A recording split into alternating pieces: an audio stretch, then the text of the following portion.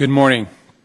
The Subcommittee of Oversight and Investigation today examines the Center for Disease Control anthrax incident last month that potentially exposed dozens of CDC researchers to live anthrax because established safety procedures were not followed. Last Friday, the CDC director announced the findings of CDC's own internal review of the incident and the corrective actions being taken. CDC's review identified a fundamental flaw. The agency had no written study plan to ensure the safety of its workers and the proper handling of live biological agents. Like anthrax, the Department of Agriculture's investigation revealed more disturbing detail. During the inspection, CDC workers could not locate some of their anthrax samples. It took more than a week for the inspectors and CDC management to track down the anthrax samples that are in CDC's custody. Agriculture inspectors also uncovered that CDC was transferring dangerous material from biological containment labs in Ziploc bags. Disinfectant that CDC labs use for decontamination was expired. This is troubling, and it is completely unacceptable. The Center for Disease Control is supposed to be the gold standard of the U.S. public health system, and it has been tarnished. We rely on CDC to protect us and uphold the highest standards of safety. But the recent anthrax event and newly disclosed incidents have raised very serious questions about CDC's ability to safeguard properly selected agents in its own labs. The CDC director has called a potential anthrax exposure a wake-up call. But our investigation has uncovered this is not CDC's first wake-up call. I'm not even sure wake-up call is the proper term. This is a gross and dangerous understatement. It was a potentially very dangerous failure. Wake-up call is catching something before the danger exists. Once a person is exposed to the serious pathogens, the danger is of a much higher magnitude. In 2006, CDC bioterrorism labs sent live anthrax to 2 outside labs on a mistaken belief that the shipped anthrax was inactivated. Later that same year, inadequate inactivation procedures led another CDC lab to inadvertently ship live botulinum to an outside lab. In 2009, CDC learned from newly available test methods that a strain of Brucella, which can cause a highly contagious infection, had been shipped to outside labs since 2001 because researchers had believed that it was a less dangerous strain. One must question the scientific qualifications of these scientists. Reports by government watchdogs demonstrate that these events are not isolated incidents. Between 2008 and 2010, the HHS Office of Inspector General, or OIG, issued 3 reports documenting concerns at CDC labs, such as ensuring physical security of select agents and ensuring personnel received required training. An audit in 2010 found that a CDC scientist discovered select agents in a drawer in an unsecured lab during a reorganization, and another CDC scientist found 16 vials of a select agent stored in an unsecured freezer that was reportedly left over from an outbreak investigation many years earlier. This is reminiscent of the recent discovery of smallpox vials in a storage room on the NIH campus. This smallpox was in a place that no one knew it was there, and it was also discovered by accident. In 2011, the OIG found that CDC did not monitor and enforce effectively certain select agent regulations at federal laboratories, including those at the CDC. In addition to the Inspector General audits, several GAO reports in recent years have raised concerns about oversight of high containment labs, including those at CDC. Despite the number of red flags, these incidents keep happening. We learned last Friday that CDC scientists in March shipped influenza strains to a Department of Agriculture lab that was contaminated with a very deadly flu virus. This cross-contamination was discovered on May 23, 2014, but it took 6 weeks for this to be reported to CDC leadership. What we have here is a pattern of reoccurring issues of complacency and a lax culture of safety. This is not sound science, and this will not be tolerated. These practices put the health of the American public at risk. It is sloppy, and it is unexcusable. Now, Dr. Frieden, I thank you for testifying today. I have questions about whether the corrective actions you have announced will ultimately solve the problems. We'll be looking forward to your testimony. CDC has already reassigned 1 lab official from his duties. Taking personnel actions, though, will not address problems that, based on the number of incidents and reports over the years, appear to be systemic. The CDC needs to reassure that proper policies are implemented and followed. And Dr. Frieden, you said last Friday that you were distressed about the delay in notification about the influenza shipments. I want to know if you are concerned about why CDC workers are not reporting everything, and whether you have reason to believe that they may be afraid to report these incidents. CDC is not going to solve human errors unless it gets as much information as possible from its own people. Since 2007, there have been 17 reports at CDC indicating that a worker was potentially exposed to a select agent or toxin. Thankfully, as far as we are aware, no one at CDC has become sick from improper handling of select agents. But CDC should not assume that its luck with these near-miss events will continue. Sooner or later, that luck will run out, and someone will get very sick or die. CDC needs to strengthen its safety procedures. The risks from these deadly pathogens require fail-safe mechanisms and redundancies similar to those used in other contexts, such as handling weapons. The subcommittee will also review the oversight system of federal laboratories, compliance with select agent regulations, and to explore the possibility of an independent agency to oversee the CDC labs. I thank all the witnesses for testifying today, and I now recognize the ranking member, Ms. Daggett. Thank you very much, Mr. Chairman. Last month, scientists at CDC's Bratt Laboratory in Atlanta made a series of mistakes that could have had deadly consequences. They transferred anthrax spores to 2 other labs, potentially exposing dozens of individuals to anthrax. Luckily, nobody has yet fallen ill. Like all of us, I'm deeply troubled by what we've learned about this incident. How did it happen? CDC conducted its own internal investigation that identified numerous failures. There was no standard operating procedure for the analysis being conducted by the CDC scientists. There was no approved study plan.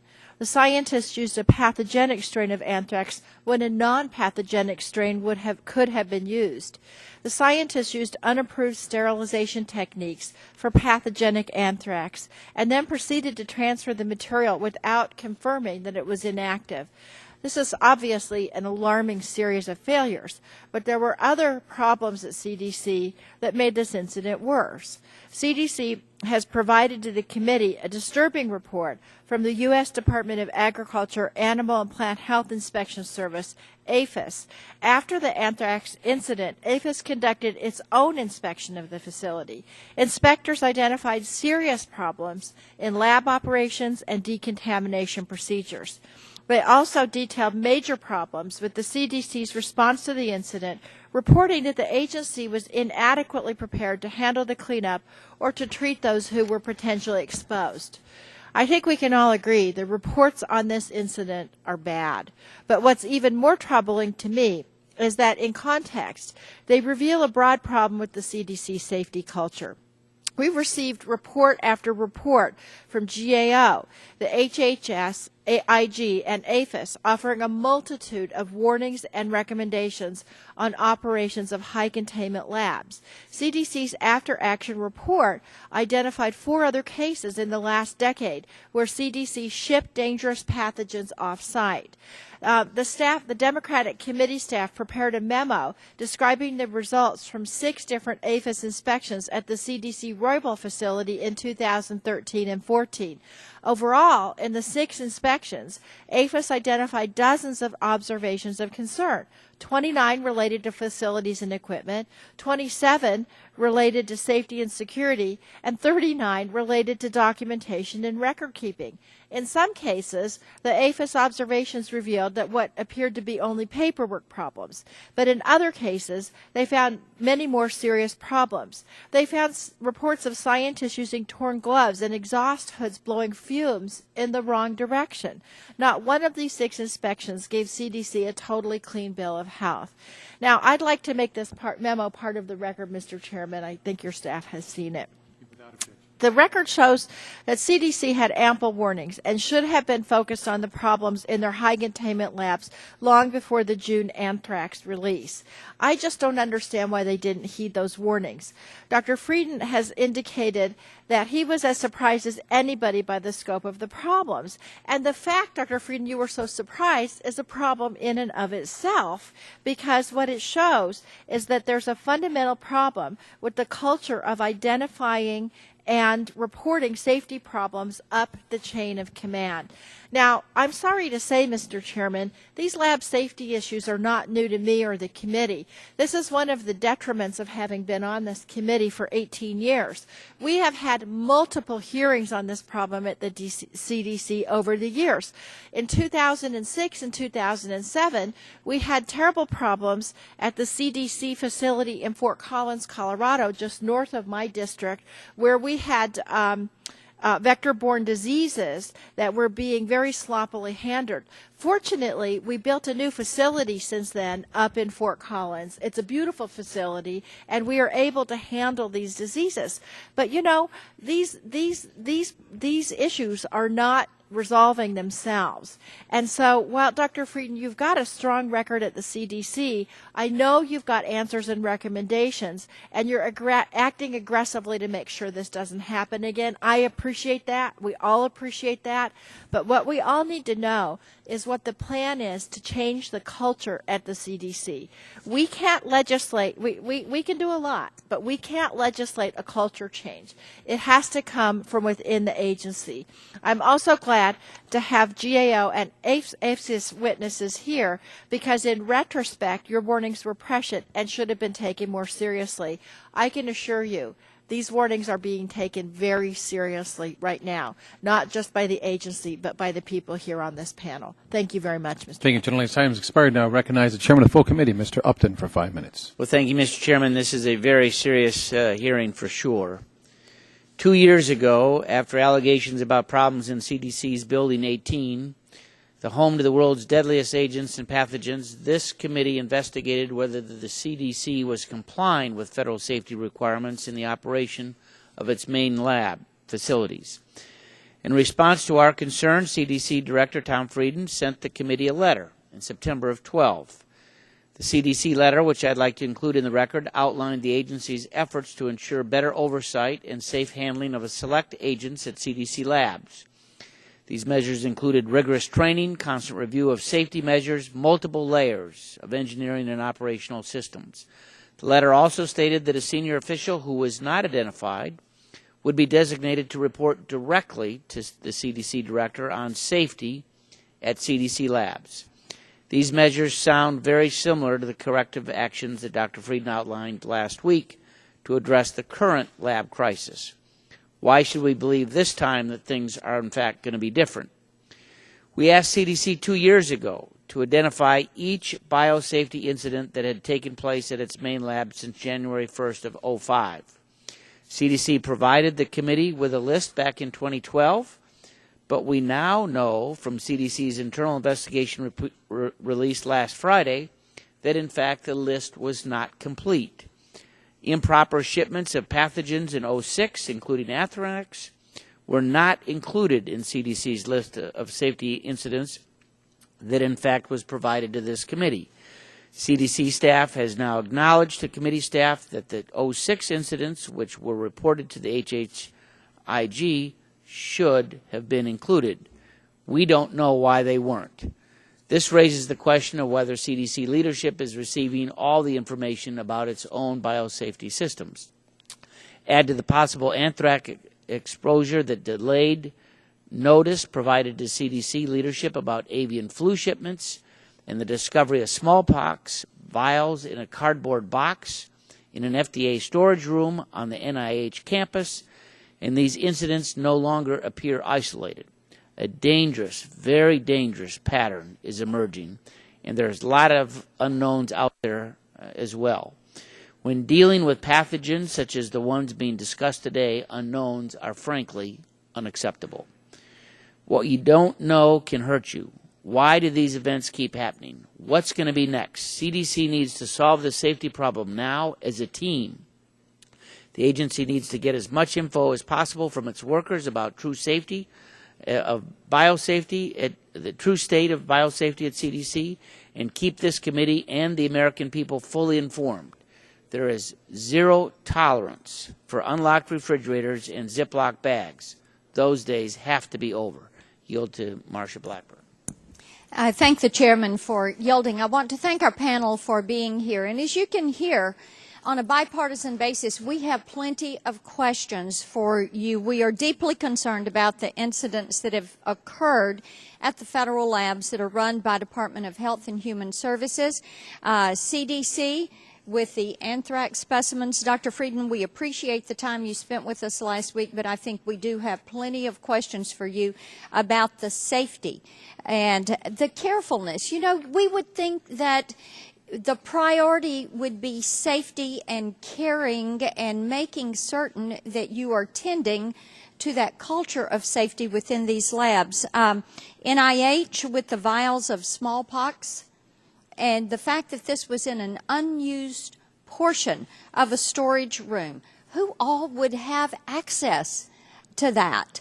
And then, of course, the cross-contamination of the influenza sample. We've all talked about the three of these events, and the fact that they have occurred within this framework of time, the fact that there seemed to be a dismissiveness of the serious nature of these occurrences, the fact that the CDC's own report pointed out some of the contributing factors in this, and the lack of a standard operating procedure and best practices, and the fact that this is not known among the employees at that agency. We know that there are some remediation measures that have been implemented, but the culture of safety or lack thereof continues to be a concern to us for public health. I yield back my time.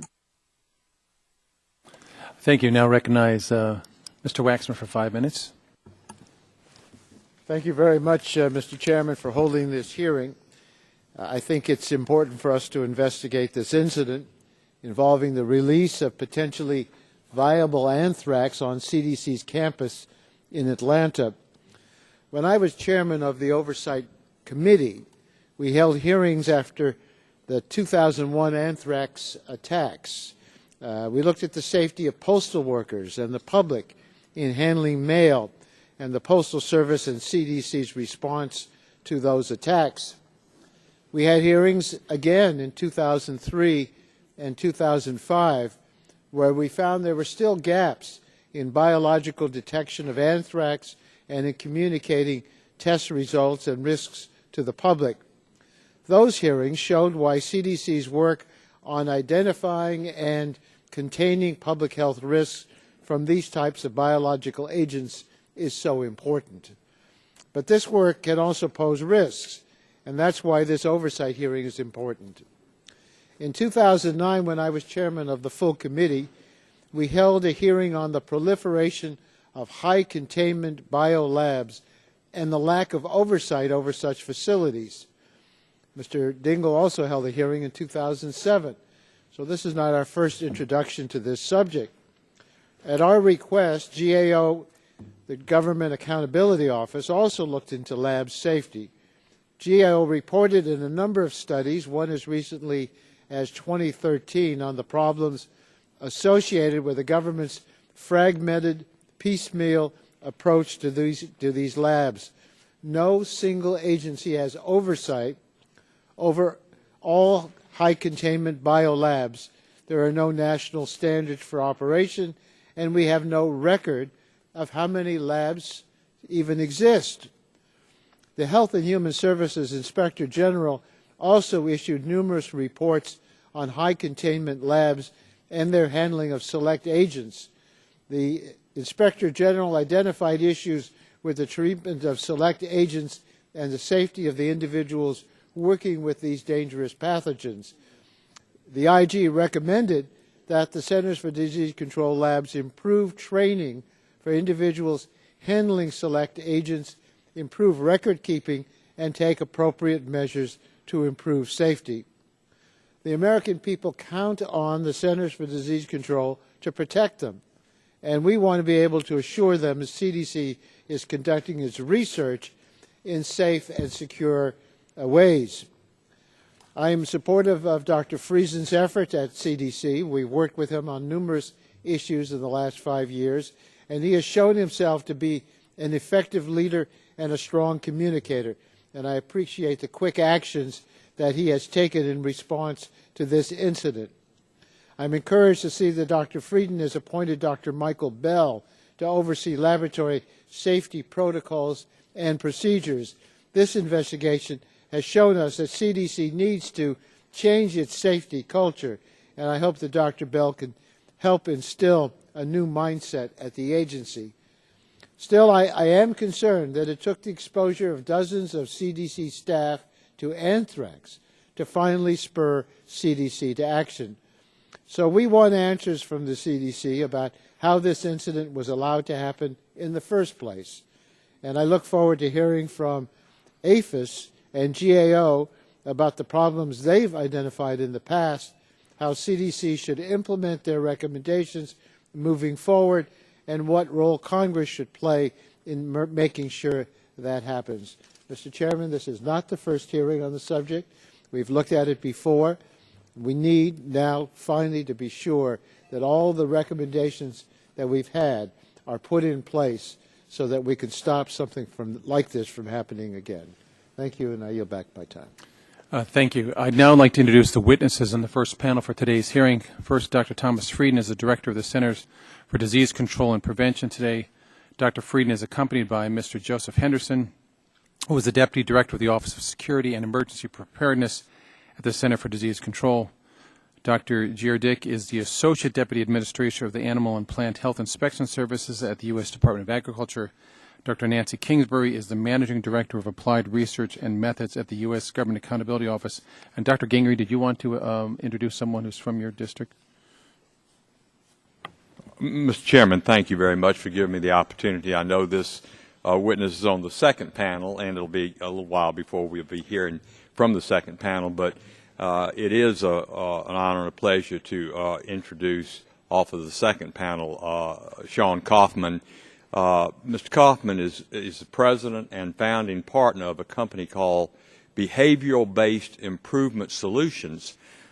His background is long-term employment with the CDC before forming his own company in my district, the 11th Congressional District of Georgia, in Woodstock, Georgia. And I would encourage all the members on both sides of the aisle, if you haven't had a chance, I know we try to read all of the testimony, but sometimes we skip one or two along the way. But I will assure you that the testimony, written testimony from Mr. Kaufman, really hits the nail right on the head in regard to this overall issue, and I would commend it to you. And I'm proud to introduce him to you in anticipation of the second panel. Mr. Chairman, thank you very much. Thank you, Dr. Gingrey. To the panel, you are aware that the committee is holding an investigative hearing, and when doing so has the practice of taking testimony under oath. Do any of you have objections to taking testimony under oath? All the witnesses indicate no. The chair then advises you all that you are under the rules of the House and the rules of the committee. You are entitled to be advised by counsel. Do any of you desire to be advised by counsel during today's testimony? All the witnesses indicate no. In that case, would you all please rise and raise your right hand, and I'll swear you in. Stand, please. Do you swear the testimony you're about to give is the truth, the whole truth, and nothing but the truth? Thank you. All the witnesses answered the affirmative. You're now under oath and subject to the penalties set forth in Title 18, Section 1001 of the United States Code. We now give a 5-minute written summary of your written statement. Dr. Frieden, you're recognized. Chairman Murphy, Ranking Member DeGette.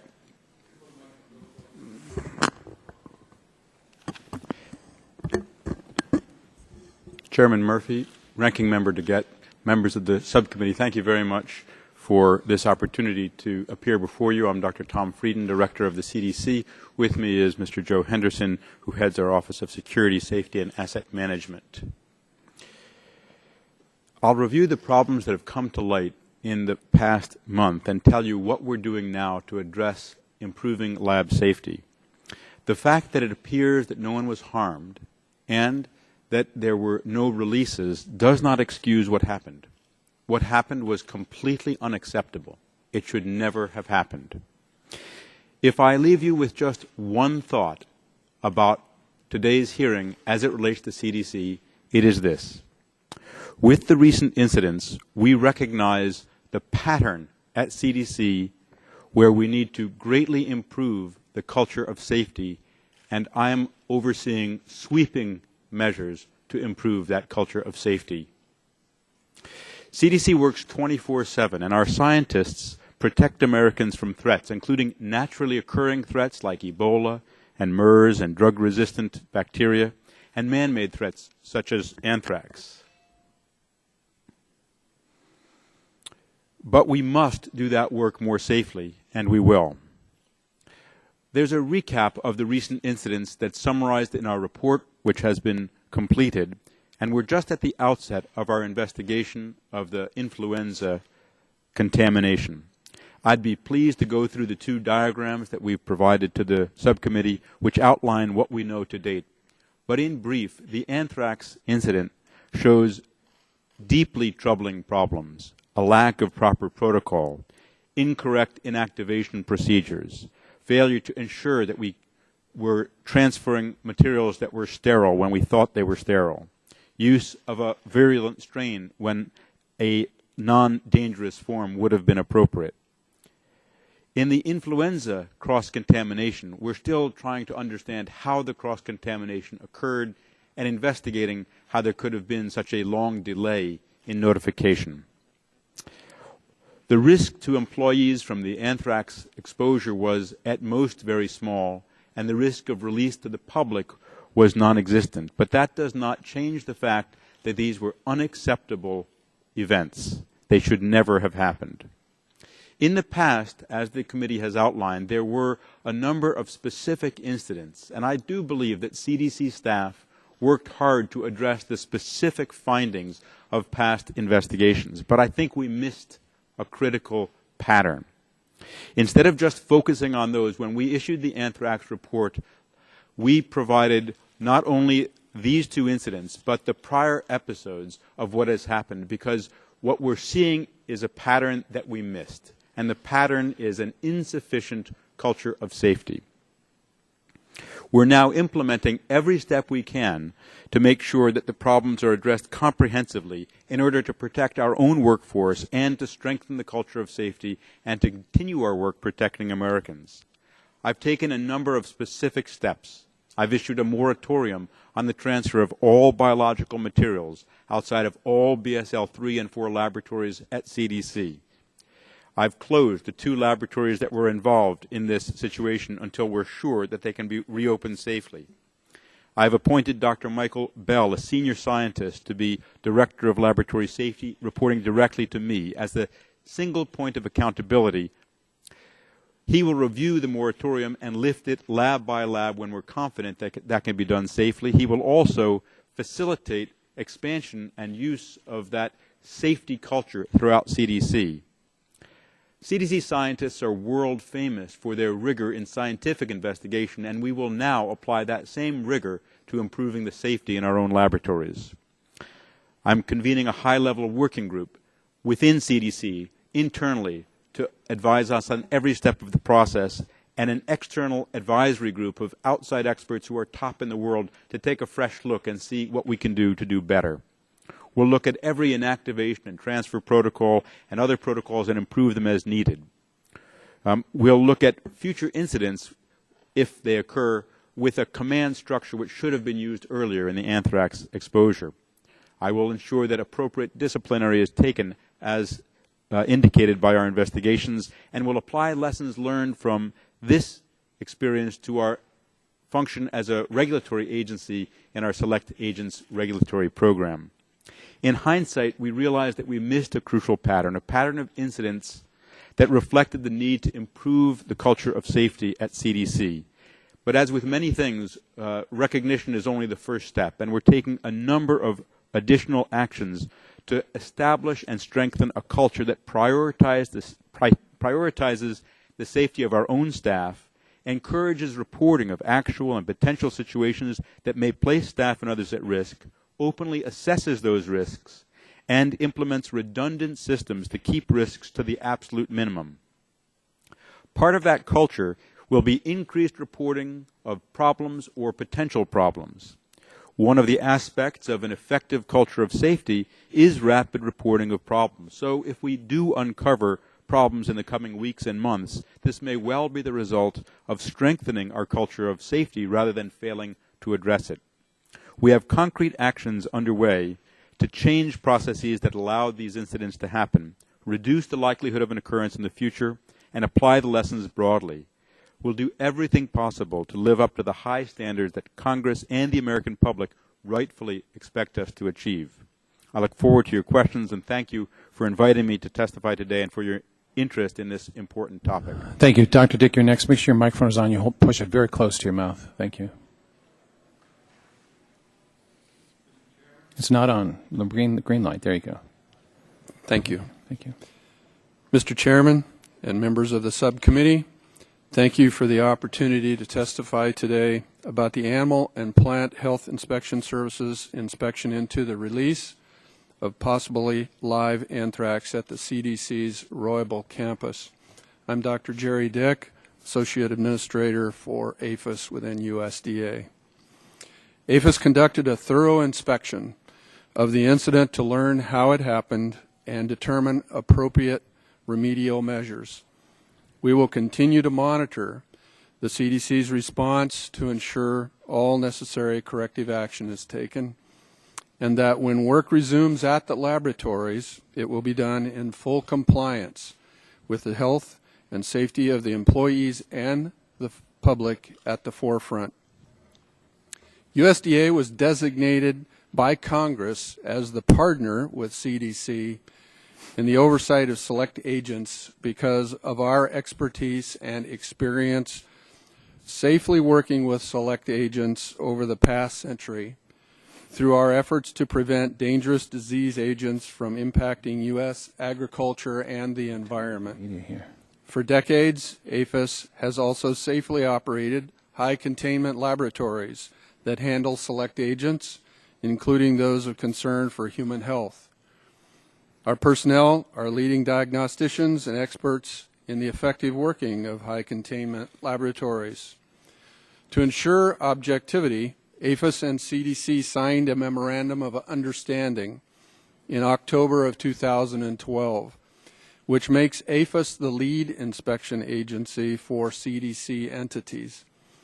Since the MOU was finalized, APHIS has carried out 11 inspections of the 4 CDC laboratories. APHIS takes any potential release of a select agent or toxin very seriously, with a goal of quickly ensuring that the release is contained and determining what led to the release to ensure no future incidents. On June 13th, CDC officials discovered a potential release of anthrax and notified APHIS. CDC voluntarily closed impacted labs on June 16th. APHIS made its inspection a priority and quickly began its work to ensure that all select agents were secured and that there were no other breaches in biosafety or biosecurity. The specially trained APHIS inspection team of veterinarians and a plant pathologist spent nearly 2 weeks, beginning on June 23rd, conducting a facility review of the laboratories and interviews with CDC personnel. APHIS briefed CDC officials on July 2nd, outlining deficiencies so that they could immediately begin taking corrective actions. APHIS found that the laboratory did not use an adequate inactivation protocol and did not ensure that the protocol was in fact validated. The initial response to this incident by the CDC laboratories was inadequate, both in securing as well as disinfecting laboratories. For example, individuals without approval to handle select agents were able to access space containing or potentially contaminated with anthrax at least 4 days after the incident was discovered. We also found that employees did not have appropriate training in some instances. We found no clear management oversight of the incident at the labs and no clear single manager overseeing the overall CDC incident response, which resulted in employee confusion about how to respond. In addition, CDC's occupational health clinic was not prepared to respond to the potential exposure of a large number of workers. APHIS currently has in place a cease and desist order with the select agents and the toxins at the two impacted select agent laboratories. We will require that corrective actions be taken to ensure the integrity of these research programs. We have directed CDC to provide APHIS with its plan for coming into compliance by July 25th, and before allowing CDC to resume select agent work in the laboratories, APHIS will conduct a re-inspection to ensure that all corrective actions have been taken. Mr. Chairman, this concludes my testimony. I'd be happy to answer any questions that you or members of the subcommittee have. Thank you, Dr. Dick. Dr. Kingsbury, you're recognized for 5 minutes. Please point that microphone very close to your mouth, a lot closer than that. Thank you, Mr. Chairman, for inviting us to Ma'am, Dr. Kingsbury, bring it back. Pardon me? Bring the mic really close, please. Really close. Really close. Thank you. That better? Yeah. Okay. Thank you very much for inviting us to come to talk to you about some of our past work on biosafety issues. As Mr. Waxman noted in his statement, we've been doing this work for quite a while. We started with the original anthrax attacks, and we've gone on to a number of other issues over the years. Basically, our past work has a couple of major themes. One of them is a lack of strategic planning and oversight of the whole picture of biosafety laboratories. APHIS and CDC are only a part of that picture. And since 2001, there have been an increasing number of biosafety laboratories, both within that sector, but also across the whole government.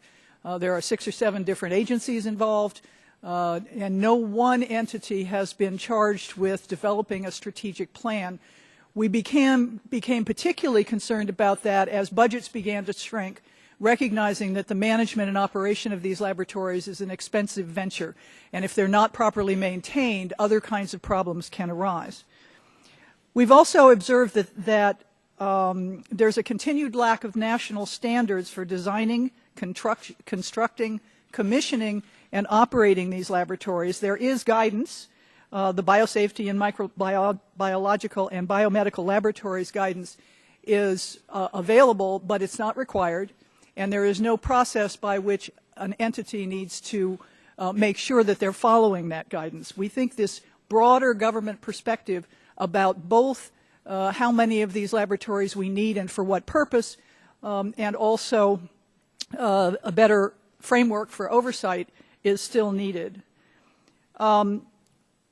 We have done some work since the most recent episode became public. We did take a team to Atlanta. I want to thank Dr. Frieden for his staff's cooperation with us when we were there, coming together with something I'm prepared to sit here and talk about on something like 10 days' notice is a bit of a challenge for us. But his staff was very good at providing everything we asked for. I'm not going to add very much to that debate.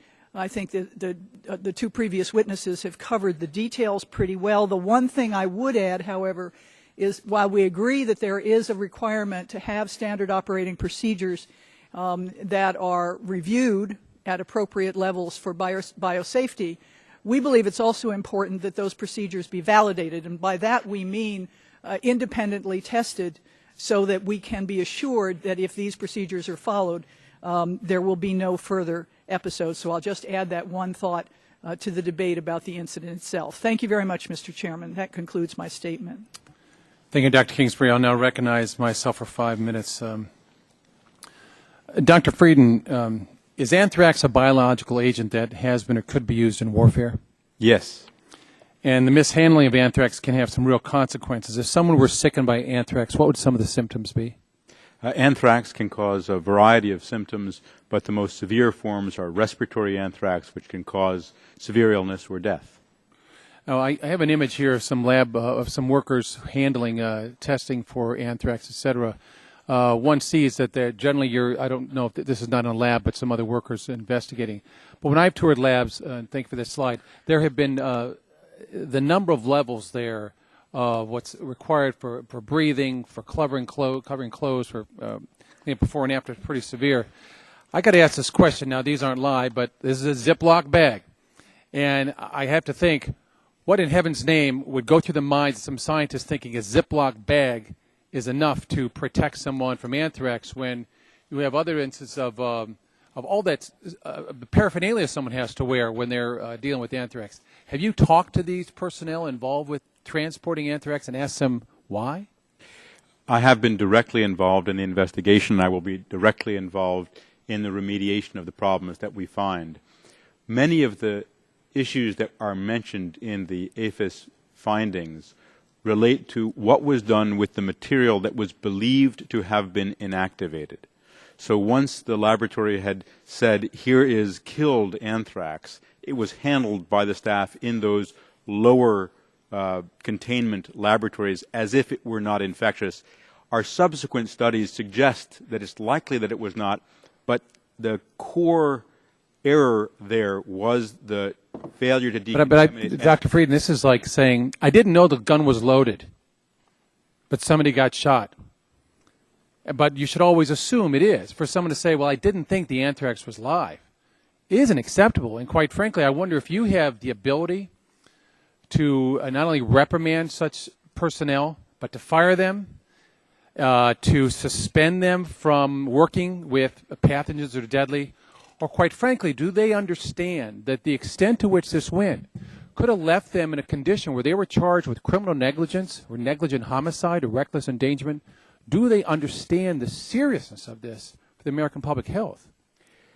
I think first your idea, Mr. Chairman, of a two-key system as is used in other circumstances is quite appropriate here, both within the high containment laboratories and to verify that stuff coming out is safe if it does come out, because stuff has to come out of those laboratories to be tested or worked with elsewhere. In terms of disciplinary proceedings, what we want to do is strike the right balance. On the one hand, we recognize the need to make sweeping improvements in our culture of safety, and part of that means that staff need to feel comfortable anytime saying, hey, there may be a problem here, coming forward. At the same time, if our investigation finds that there is negligence, that people knowingly failed to report or took actions that were likely to or should have been known to endanger themselves or others, then we will take appropriate action. Well, I'm looking here. Dr. Dick had said that the people who were not approved were able to handle select agents, were able to access space containing or potentially contaminated with anthrax at least through June 17th, 4 days after the incident was discovered. Now, my assumption is these scientists and their aides are pretty smart people, but it's extremely disturbing to think they're not thinking of this. But let me ask this. It's been a week since you learned about the March 2014 CDC shipment of H5N1 influenza, and there was a 6-week delay in notifying. Have you found out why there was a 6-week delay, and was there a cover-up involved in that, or is this bureaucratic hurdles are too high? What was the cause? I've only gotten some very preliminary information on that. I will make a general point, however. When we look at emergencies in emergency departments or intensive care units in the healthcare sector, the biggest problem isn't usually a failure to respond effectively when people recognize there's an emergency. It's a failure to recognize that the situation is an emergency or something that requires immediate attention. But we haven't completed our investigation of that, and we will look at all possibilities. Is there any kind of notification or alarm system that lets people know when there's been a release or a problem there? There are multiple alarm systems within CDC. In this case, it was a cross-contamination of a culture. So somehow, and we haven't figured out how yet, a relatively low virulence avian influenza was cross-contaminated in our laboratory with the high pathogenic H5N1. Well, I get more alarms going off when you try and walk out of Walmart with a shirt that hasn't been paid for. You see those happening all the time. Is there any evidence of cover-up here from employees not wanting to let someone else know that something else is No, we've seen at this point no evidence of a cover-up, but we do see the need to strengthen the culture of safety that encourages reporting anytime there's a problem or potential problem so that we can assess it and take rapid and prompt action. Thank you. I now recognize Ms. DeGette for 5 minutes. Thank you, Mr. Chairman. Dr. Kingsbury, let me just make sure that I heard your testimony right. You testified that there's an increasing number of labs that are handling these bioagents, correct? Correct. And you said that there's really no one agency in charge. Is that correct? Correct. Now, you said that today, but in 2007, the GAO testified before this committee the same thing. No single government agency was responsible for tracking all of these labs. That's correct. That's correct, too. Dr. Frieden, are you aware of this finding by the GAO going back all the way to 2007? Yes, I am. And do you agree with Dr. Kingsbury that there are an increasing number of labs handling these bioagents? If we look over the past 10 years or so, it is my understanding that there is an increasing number. And do you agree with her that there's never been one agency in charge, despite the red flags going up all of these years? There is a clear division of responsibilities between CDC and APHIS in terms of select agent oversight, inspection, and enforcement. Several years ago, at my direction, we turned over the inspection of CDC's laboratories, select agent laboratories, to APHIS, which has conducted them since that point. But the overarching issue of laboratory safety is one that does touch many parts of both the public sector and the non-governmental sector. So are you saying that APHIS is in charge now since you put that into effect the last few years? In terms of the inspection of laboratories which are working with select agents, there's a clear division of responsibility between ourselves and APHIS. Does that mean APHIS is in charge, yes or no? APHIS is in charge of investigating CDC's select agent laboratories. APHIS is not in charge of the overall enterprise. So do you think we need to clarify who's going to be in charge of the overall enterprise? We're certainly willing to look at every suggestion to improve laboratory safety and biosecurity. Do you think it would be useful if we had one agency in charge of all of the inspections and making sure people were doing things in the right way? I've seen several suggestions for how we could improve the process of BSL-3 oversight and select agent oversight, and my sense is that each of these ideas is certainly worth exploring.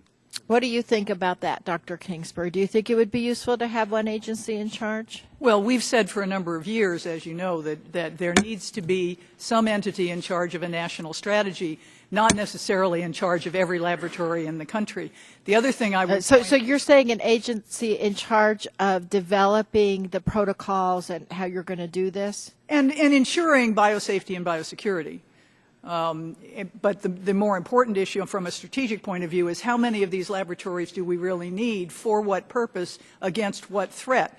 One of the interesting things that I've become a little bit more sensitive to in the last few weeks is that the whole structure we have that CDC and APHIS are involved in is around the select agent agents, and there are a lot of other bugs out there in other laboratories that are not select agents that also need to be protected, and there's very little visibility about that sector of this enterprise. And Dr. Frieden, I'm going to assume that you're going to agree with Dr. Kingsbury that it would be very useful to have national safety and security standards that would apply to everybody. Is that correct? I'm not sure I understood the question. I'm sorry. Okay. Well, I mean, what GAO says is that we don't have one single agency developing national biosafety and security standards, and as a result, we have all these labs doing this type of research, a proliferating number of labs, but there's no standard across, there's nobody developing standards across all those agencies. I think there are many aspects of both biosafety and biosecurity which merit careful investigation, and if we can figure out better ways to do them, we're certainly completely open to that. And do you think the protocols should apply to everybody? The protocols may be very specific for the different situations, but they should all adhere to the highest standard of safety. Dr. Dick, what's your opinion of this? I think that there should be a single oversight body. Right now, for the Select Agent program, there is a single oversight body made up of the Division of Select Agents and Toxins at CDC. There is a single oversight body in agriculture that makes up the other half of that Select Agent program. Together, we meet on a monthly basis. We have the directors and assistant directors of the programs that are in the two programs, and we have OGC and other council present. If that's and the case, so- why are we having all these problems then? And so what we have is a single set of biosafety and biosecurity regulations that are followed by both sides. But we don't have that now? Is that what you're saying? No, what I'm saying is that I think we currently do have that.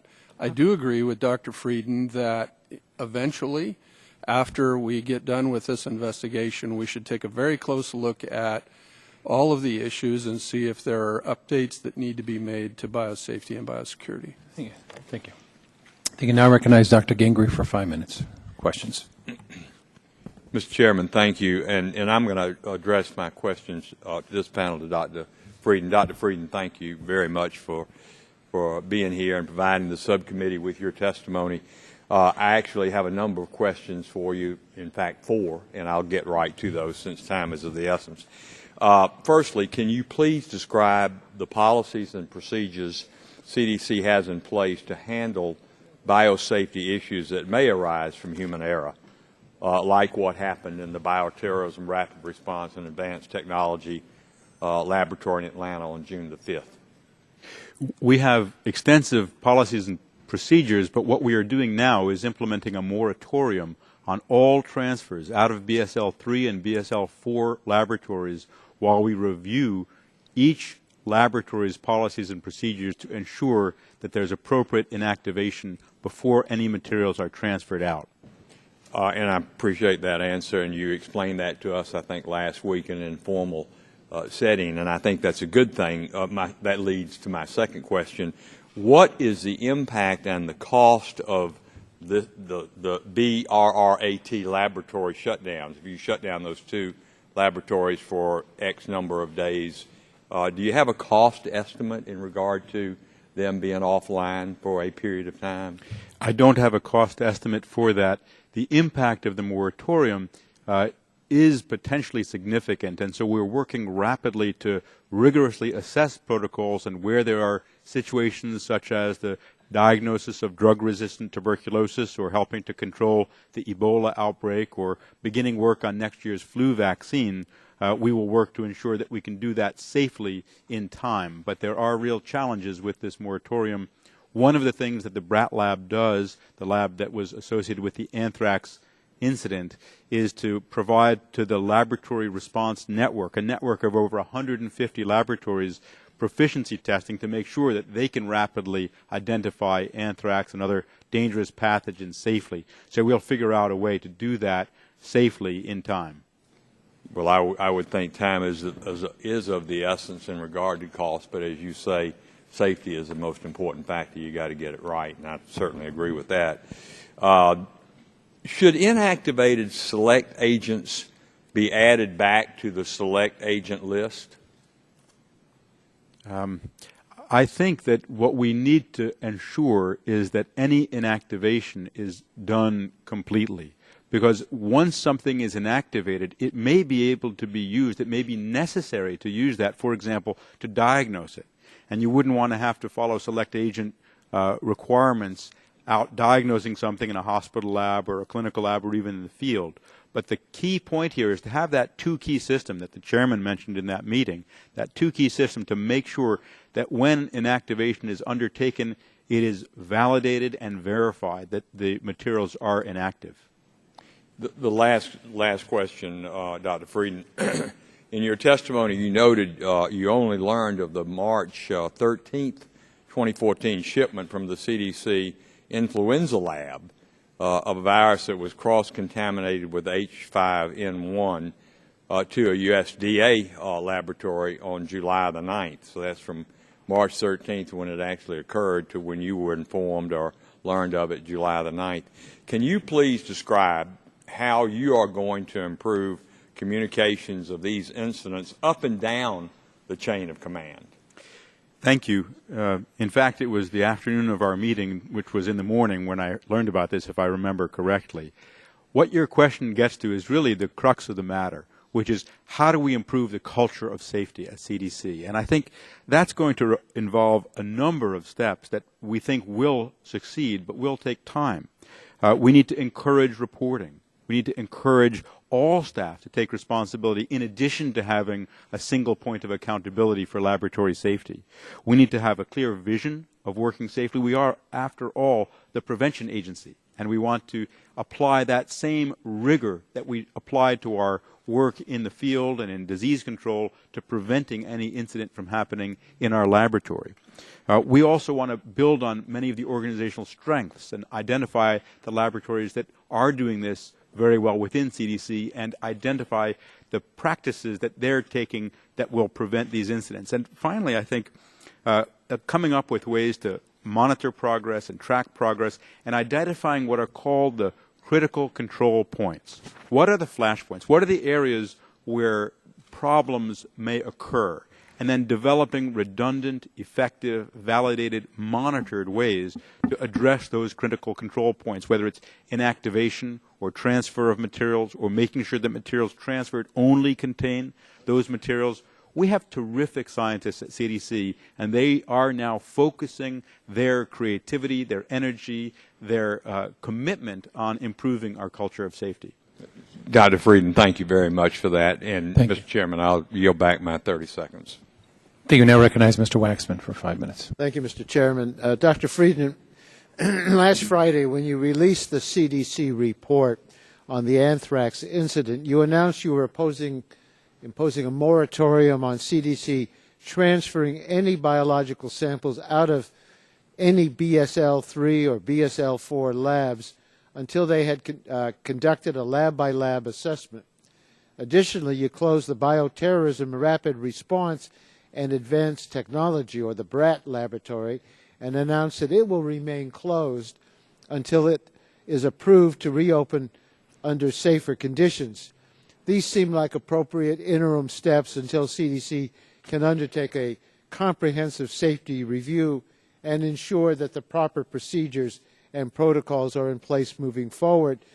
Dr. Frieden, how long do you anticipate this moratorium lasting and the BRAT lab being closed? The short answer to your question is as long as it takes to ensure that they can open safely. The longer answer is that there are some things that need to resume. For example, proficiency testing for select agents in the laboratory response network. And that's something that we will look at very carefully. But I'm committed that we will not open them until we can open them safely. Mm-hmm. What steps are you taking to lift the moratorium and reopen the facilities? And when will you know, or how will you know when it's safe to do so? I've appointed Dr. Michael Bell, who's a top expert at CDC, not only in laboratory science, but also in safety. He works within the Hospital Infection Control and Safety Unit of CDC to oversee a high-level working group reporting to me. And they will develop, in the next day or so, finalize criteria by which they will assess each of the laboratories. Then each laboratory will look at its own protocols and practices and determine whether they are validated, effective, and scientifically proven and implemented in a way that we can be sure they will be applied. And then each laboratory will apply to him for resumption and lifting of the moratorium. I will review his recommendations and ultimately approve laboratory by laboratory reopening of this process. I would just mention this is not a small thing, because many of our laboratories that have BSL-3 laboratories have adjacent BSL-2 laboratories, and much of their work has to be done in the BSL-2. So they inactivate in the BSL-3, then move it to the BSL-2. That work has all stopped at this point until we can ensure that we're doing it safely. And this is one of the things that really is a tipping point for improving the culture of safety at CDC. One of the more disturbing findings of CDC's own report on this incident is that scientists use a pathogenic strain of anthrax when they could have used a non-pathogenic strain. Isn't that correct? Yes, that is. Well, when the moratorium is lifted and the BRAT lab is reopened, will you have clearer standards and protocols to make sure scientists are not unnecessarily using potentially dangerous strains of bacteria when it's not necessary? Yes. Okay. GAO and APHIS both conducted investigations of the BRAT laboratory following the June anthrax exposure. Dr. Kingsbury and Dr. Dick, you believe the moratorium and lab closure an appropriate response to this incident, don't you? Yes, I do. Yes, I do. Okay. We should not forget today that the reason CDC conducts their special agent research is to help keep the American public safe. CDC serves a critical role for studying dangerous pathogens and finding cures and vaccines for deadly diseases. These labs are critical to our nation's response to bioterrorism threats. So I'm interested in learning about how this moratorium and the lab closures are affecting the critical research that these labs were conducting. Dr. Frieden, how do the moratorium and lab closures limit CDC's research capabilities? What happens to the studies, some of which I'm guessing were operating on detailed schedules that were being conducted in the labs? We're looking at the moratorium now in detail and identifying any laboratories which need to resume transfers for individual patient care or for public health response with highest priority. And we expect that those laboratories we will be able to get reopened for transfer very soon. But we've already heard from, for example, the laboratory that deals with drug-resistant tuberculosis, the laboratory that deals with Ebola, and the laboratory that deals with avian influenza, that they have deadlines coming up for either patient care or public health response, and we will address that very quickly. But we will always put safety first. How do the closures and moratorium affect research occurring at other labs outside of the Roybal campus? We provide proficiency testing and other materials to laboratories, and so there may be impacts on some of our partners. The one that we're most aware of now and will work to address before the deadline is provision of materials that companies need to make next year's flu vaccine, and we anticipate being able to do that on time. My time has expired, but it seems to me that protecting the safety and health of your scientists, the moratorium, and the lab closures appear to be the appropriate response. Thank you, Mr. Chairman. Thank you. Gentleman's time expired. Now recognize Mr. Barton for 5 minutes. Thank you, Mr. Chairman. In answer to a previous question, Dr. Kingsbury raised the point about how many laboratories there are. The GAO has indicated that there are probably too many laboratories. My first question would be to you, Dr. Frieden. Why do we have so many laboratories, and are they all necessary? I don't know that there's a right number of laboratories out there. Our job within CDC is to make sure that we only work with dangerous pathogens where it's necessary to do that, and that we do so safely. And we will be taking a fresh look at everywhere we work with these pathogens internally at CDC to make sure that it's kept to the minimum necessary to serve the function of responding to infectious disease outbreaks. We still have anthrax in nature and respond to events like that. We still have Ebola with the largest outbreak in history now in West Africa. So the challenges we have are substantial. In terms of outside laboratories, our function in the Division of Select Agents and Toxins is to ensure that the laboratories that are there are operating safely. Well, it would seem that one way to increase security would be to have fewer locations and fewer laboratories. I mean, if you're only, to use an extreme case, if you're trying to protect 100, that's going to be more difficult than if you're just trying to protect one. I don't know what the magic number is, but I think especially since the GAO has said there are probably too many, that would be worthy of a look-see. Dr. Kingsbury, do you have an opinion on that? Well, I'm not sure we've actually said there may be too many. I think what we've actually said is nobody knows how many there are and nobody knows how many we need. And that goes beyond the scope well, that's of even CDC. worse in a way. Yeah, that goes beyond the scope of CDC and APHIS. And until there can be some kind of strategic look at what our requirements actually are, and they may be changing because of things like the Ebola outbreak and so forth, but somebody ought to be thinking about this, I think, a little bit more broadly than a single agency at a time, and that's basically our point. Well, I'm asked the question, why are there 435 members of Congress? What's magic about 435?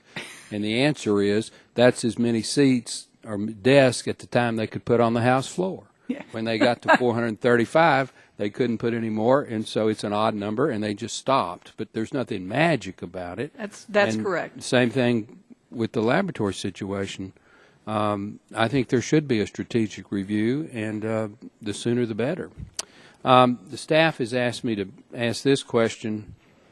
It concerns the fact that beginning in 2012, the United States Department of Agriculture and the Center for Disease Control entered into a memorandum of understanding that allows the USDA Animal and Plant Health Inspection Service to inspect the CDC laboratories for compliance with the Federal Select Agent Program.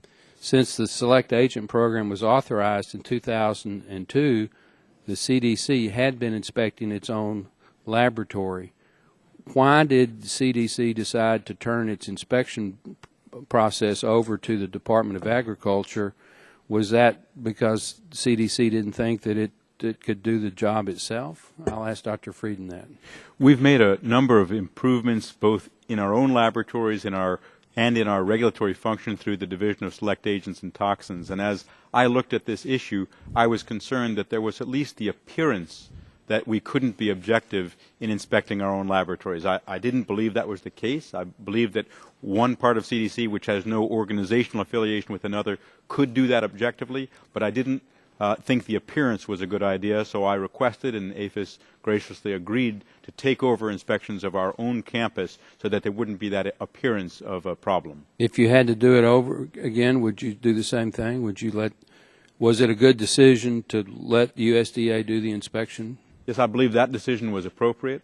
If I had it to do over again, I wish I had recognized the pattern of incidents that we now recognize, and which is why we put those prior incidents into our July 11th report. Okay. With that, Mr. Chairman, I yield back. Or I can tell an Aggie joke. I mean, whatever. I yield back, Mr. Yield Chairman. back. Thank you. Yields back. Now I'll recognize Ms. Castor for 5 minutes. Thank you very much, Mr. Chairman and the Ranking Member, for calling this hearing today. I had the opportunity to visit the CDC last spring, and on the surface, they appear very serious about security, laboratory security, and yet every few years there are these lapses, and now an anthrax scare and an avian flu issue that was not reported in a timely manner. And, you know, we have very high expectations for everyone at the CDC. I'm impressed with everything that it's happening there, but for the high containment biological laboratories to have these lapses is not acceptable. So it's really troubling that although numerous government agencies over the past few years have warned CDC about problems at the high containment labs, it appears CDC has not heeded those warnings. We know of at least 14 separate reports, letters, and lab investigations from GAO, the U.S. Animal and Plant Health Inspection Service, and HHS Inspector General that documented a series of safety lapses and lack of oversight at CDC high containment labs. Dr. Kingsbury, your testimony is invaluable here. Can you tell us more about the concerns GAO has identified with regard to safety lapses at the high containment labs?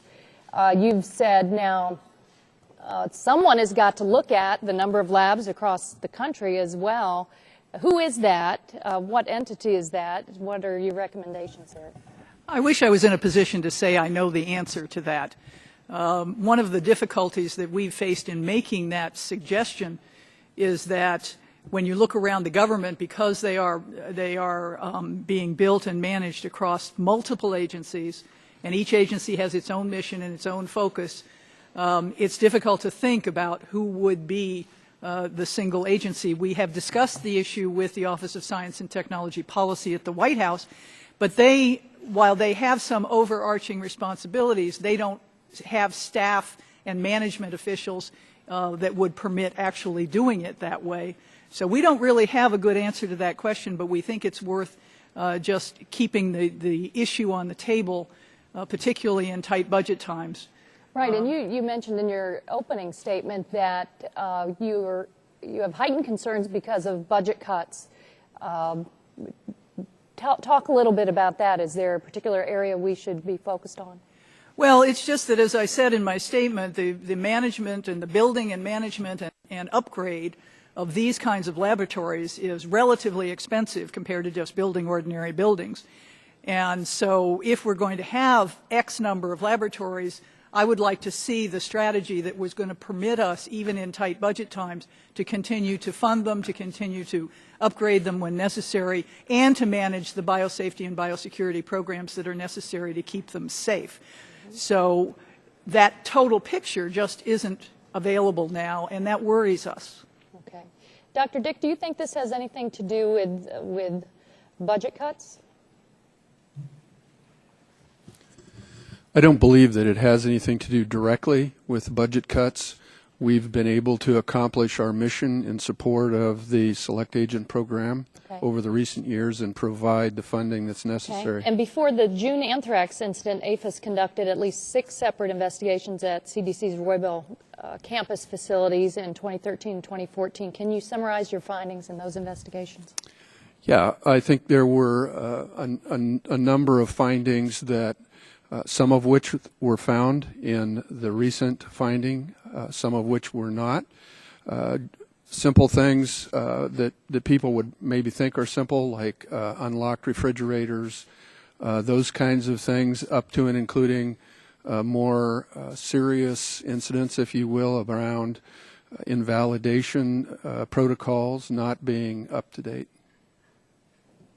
And Dr. Friedman, it's troubling with, I mean, this has gone on for years now with GAO, APHIS, the Inspector General. Outside experts have been calling attention to these issues, and I'm encouraged because you've been forthcoming in your statements. You haven't been defensive, but what is your current action plan now going forward in detail? Is there a culture among researchers? What is it, and get specific for us from this day forward with these recommendations? What are you going to do in the time frame? Thank you. Well, first, I think for past incidents, the staff at CDC and the scientists did take the reports seriously and did respond to those individual reports. What we missed was a pattern. And you're absolutely right that that pattern was an inadequate culture of safety. So the overarching challenge now is to ensure that we establish and strengthen a culture of safety in all of our laboratories throughout all of CDC. And there are a number of steps that we're beginning to do that. The first is the moratorium, so that we can stop and think about that particular procedure of inactivation and make sure it's done right. The appointment of a single point of accountability for laboratory safety throughout CDC, the establishment of a working group that person and Mr. Henderson will lead, the invitation to an external advisory group, and I intend to invite some of the leading independent experts of the country by the end of this week to serve on that advisory group for CDC. A hard look at all of the critical control points where there may be a problem with lab safety, and reviewing to make sure that we have protocols in place that are validated and verified. It gets back to that trust but verify approach. We need to make sure that we are empowering our laboratory staff to report and to identify ways to improve safety and security. We also need to verify that that's happening. Okay, thank you. Gentlelady's time has expired. Now recognize Ms. Blackburn of Tennessee for 5 minutes. Thank you, Mr. Chairman. Dr. Frieden, I want to come back to you, and if you will go to tab 15, the USDA APHIS investigation, and let's look at that. This started 10 days after the event. There was 18 days after possible exposure. You had a lot of really awful basic errors. Even you admit there's not a culture of safety. There's not that double check system. And it is something that when you look at worker safety, how it was compromised, and then the management lacking the basic information on what substances to use to have the contamination cleaned up. So looking at this tab and that investigation, I want you to detail for the committee what new policies have been designed as a result of this, and how did CDC guarantee that the new policies are followed immediately, effective immediately. You know, our hospitals and organizations that get all sorts of new rules from HHS on Friday afternoons at 4 o'clock. They're effective immediately. So I want you to detail for us how you implemented that and what the new policies are. So effective immediately, all transfers, not just from these two laboratories, but from every single BSL-3 and BSL-4 laboratory at CDC have been stopped. Effective immediately, these two laboratories, the BSL-3 part of the influenza laboratory and the BRAT lab for the bioterror response, have been closed. Those two laboratories will not be reopened until both APHIS and I are confident that they can be reopened safely. We've also appointed a single point of accountability to look at this and to review before we reopen, before we begin any more transfers, procedures that are in place to ensure that they can be done safely. How could it possibly have transpired that your management team couldn't even decide on the formula of bleach to use to clean up the contamination, or to see whether the on-site clinic was thorough and consistent in examining the staff potentially exposed to the anthrax? In the first week after the anthrax potential exposure was identified, we did not respond in the way that we would respond to an outside emergency. And that's one of our after-action findings, that when we deal with emergencies, whether it's Ebola or fungal meningitis or another problem, we activate our emergency operations center, or even if we don't activate it, we utilize the resources of that center to have a systematic, structured, intensive, immediate response. That wasn't done for the first week after the anthrax potential exposure, and that's something that we will be sure to do in the event of any such internal event in the future. Let me ask you this. Did the management team get preferential treatment to the point that they were unaware that the staff was turned away? No, absolutely not. Okay, and then why didn't the staff feel confident in expressing their worries to their managers so that they could get adequate treatment? I'm not certain of what's behind that. I do know that part of encouraging and strengthening the culture of safety is making sure that people are encouraged and, in fact, reinforced and rewarded for bringing forth problems if they think there are problems and potential problems. Do you think it had to do with the existing work culture that was there at the CDC? I think, at CDC, scientists are so used to risk. They go out into dangerous places where they're not sure what the risks are going to be, that sometimes if you work year in and year out with pathogens that are scary, you can get inured to that danger. Okay, let me ask you another question. Once the June incident was discovered, why?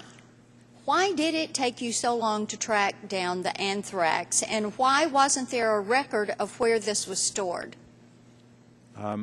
Well, as soon as in June 13th, as soon as we identified that there was the potential that any of the plates that were sent out of the containment lab were not sterile, we immediately recovered those plates and put them back in the secure facilities. That's the best of my understanding. Why wasn't there a record of where it was stored, and why was it stored in unlocked refrigerators stuck in an unposted room or in hallways? My understanding, and we'll have to confirm that in the coming days, is that those findings relate to primarily the materials that were believed to have been sterile and sent out of the laboratory. It's not as if there was an anthrax cultures being kept in the lab in an unlocked, unsecured place. I think that the point there was that once that initial error was made of thinking something had been inactivated when it had not been or may not have been inactivated, then that material was then out of the containment space. That's my understanding. Thank you, Mr. Chairman. I yield back.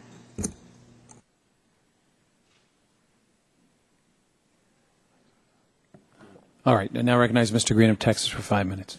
Thank you, Mr. Chairman. And first, of all our panel, there are a number of federal agencies that handle some of these substances, not just CDC. Is there a general protocol that all the agencies look at and coordinate handling these substances, Dr. Frieden? When it comes to select agents, then both CDC and APHIS establish standards and then inspect and enforce those standards. Other than select agents, There are agency by agency or entity by entity approaches that may be specific to the type of research or to the type of agent. Okay, so there is some umbrella type standard for all federal agencies. For select agents, there is. Okay. Dr. Kingsbury, can you summarize your recommendations for us, and can you elaborate on which of these recommendations would require congressional action?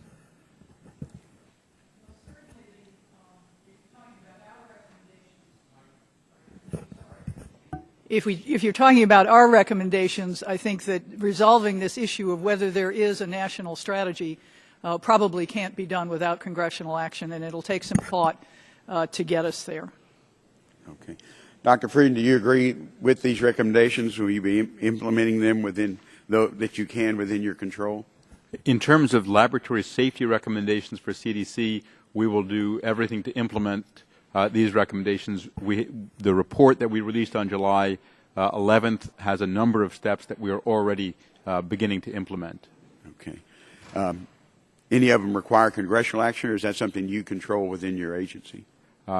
At this point, I'm not aware of anything that would require congressional action for us to take appropriate steps. Okay.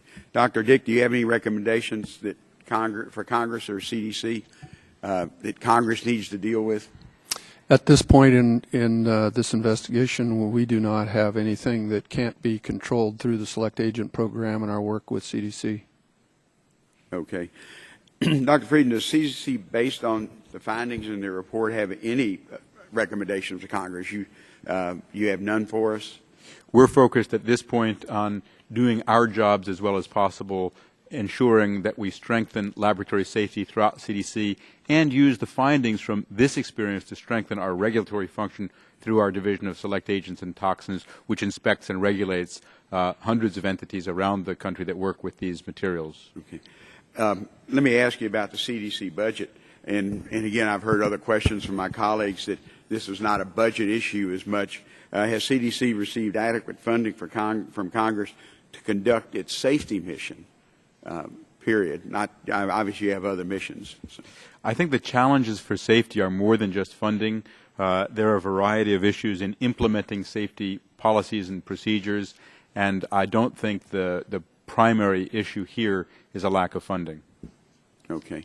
Some of the witnesses we've been hearing from today have stated in testimony that CDC employees need better training and that there's need to be better standard operating procedures, but that overall there is a problem with the culture at CDC. Dr. Frieden, how do you agree with these assertions? I do agree with them. I think that while we have scientists who are the best in the world at what they do, they have not always applied that same rigor that they do to their scientific experiments to improving safety. And that's why we're taking a number of steps to strengthen the culture of safety at CDC. And part of that is to encourage reporting of potential or actual problems. And because of that, it is possible, though I don't know of anything at this point that I'm aware of, it is possible that in the coming weeks and months we'll hear of other things in the past or that occur, and that may be a reflection that we've strengthened that culture of safety rather than that we've failed to address it. Well, if it's an issue of culture, and again, like you said, you have some great labs, and I'm familiar with some of them. Is it just because they deal with these dangerous substances so often, they get lax and they're more interested in what they're working with than maybe the safety of what they're dealing with? I think that's a significant part of it, that if you work with something, even if it's a deadly microbe, day in and day out, year after year, you get a level of familiarity that may lead to doing things that you really shouldn't do. And that's why we have to have double checks in place, policies and protocols, training, and a culture of safety with the vision that we will work to minimize risk such that no worker and the public are never exposed to a risk that could have been prevented in our laboratories. Well, and I guess that complacency, it needs to be monitored literally every day, 24/7, because of what you do. Is that part of what you're trying to do at CDC and with the guidance for other agencies? Absolutely. That's what we've done by establishing a single point of accountability for laboratory safety, an empowered working group that will work with that individual, but emphasizing that even with that individual and even with that group, laboratory safety is really something that everyone who touches a laboratory needs to be conscious of and think of ways to continuously improve. Okay.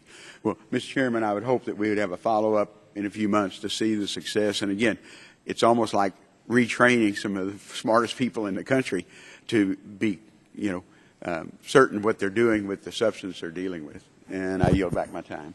I think that is a good idea to follow up, but I do want to also, Dr. Kingsbury, when you were responding to Mr. Green's question about other congressional authorization would be required, can you get us this committee details on what that would be?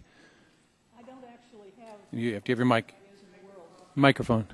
I don't actually have a basis on which to be specific about what might need to be done. I think we probably need to continue to work with your staff to talk through what some of the options might be going forward. Thank you.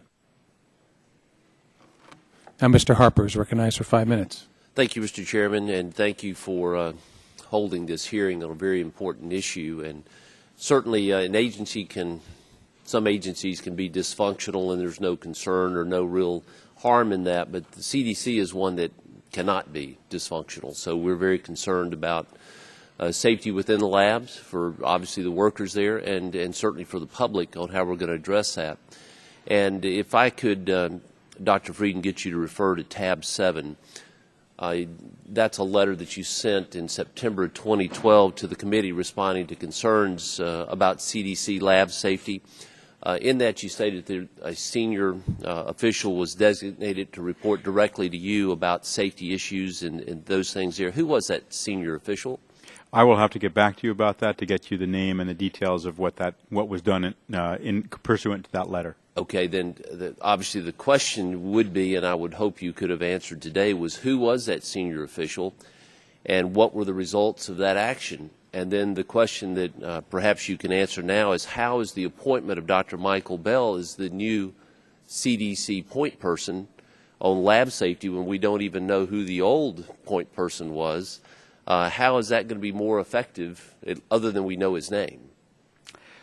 What I believe to be the case is that what we did in 2012, similar to what we did in other incidents, was we did address comprehensively the specific problems that were identified.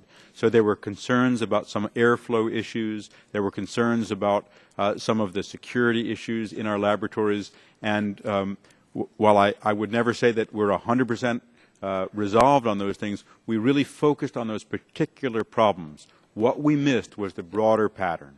So that's what Dr. Bell is overseeing now. So does this mean that Dr. Bell will now continue until that there will always be a point person? Is that what your plan? Yes, Dr. Bell is the person now. We will transition that to a single point of accountability for lab safety. And one of the things that Dr. Bell and his group will do is to recommend where that entity should sit within CDC to be most effective.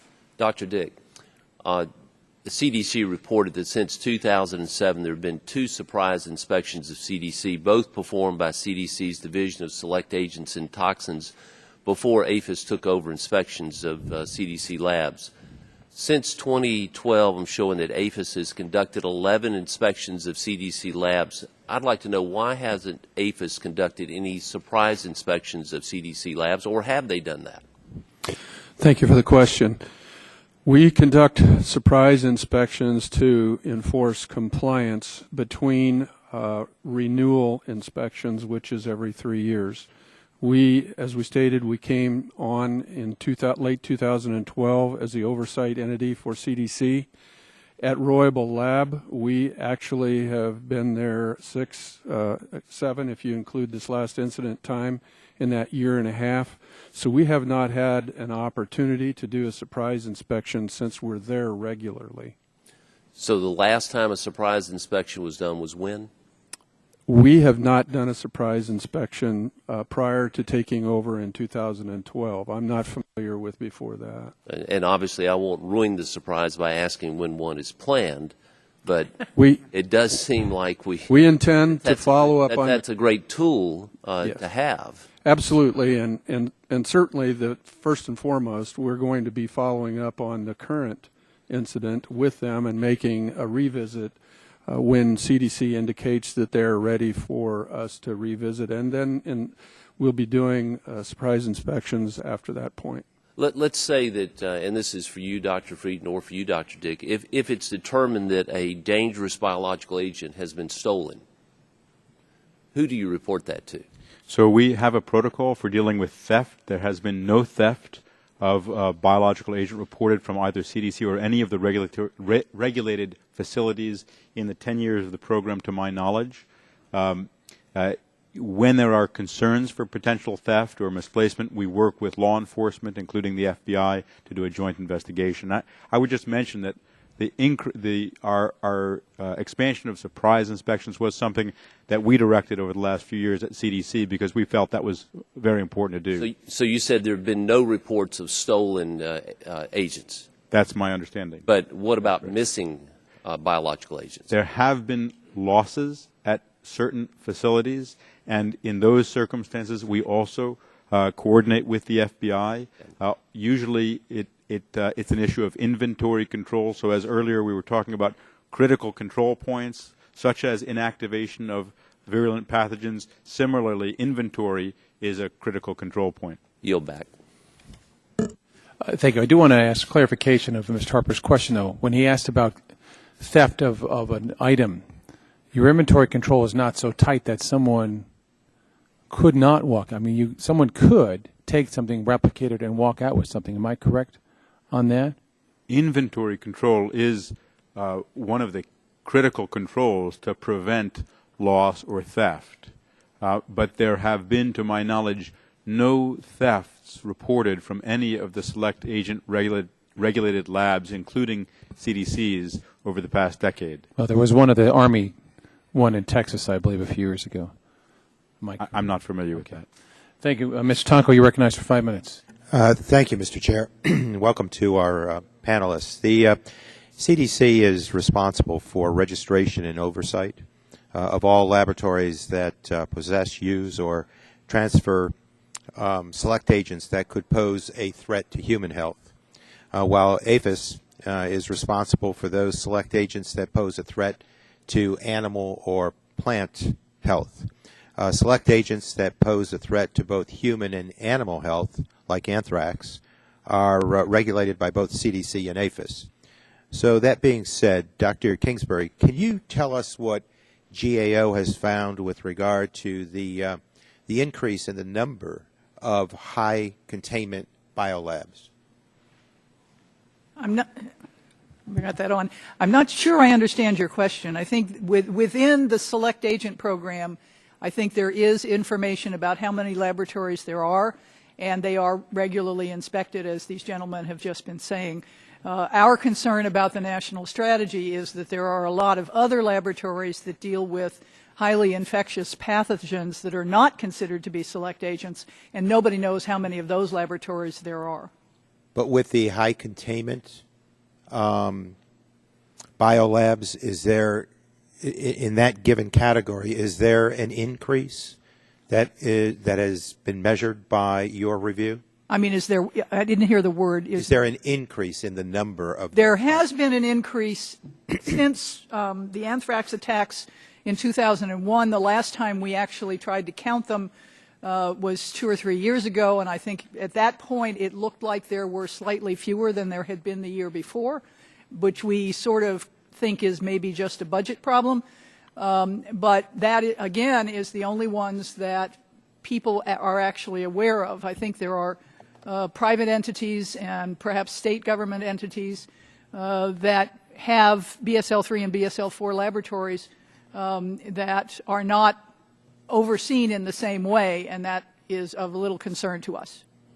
Well, what accounts for the numbers, the growing numbers of these labs that you suggested are out there?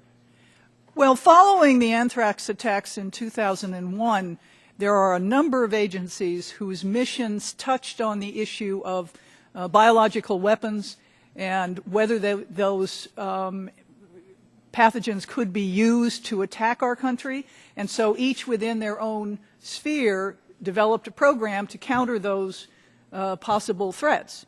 And each got funded by the Congress to build additional laboratories and so forth. So it's just a fragmented program that had a very strong rationale at the beginning, but right now I think there's perhaps a different rationale that might be articulated, but nobody is in charge of doing that.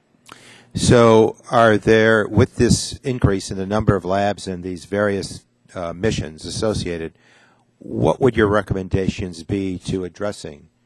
Well, we've made recommendations that there should be a single entity that has responsibility for developing a national strategic plan and national standards for the operations of high containment laboratories. The dilemma is figuring out how to do that in the current environment with competing interests among the agencies involved and so forth.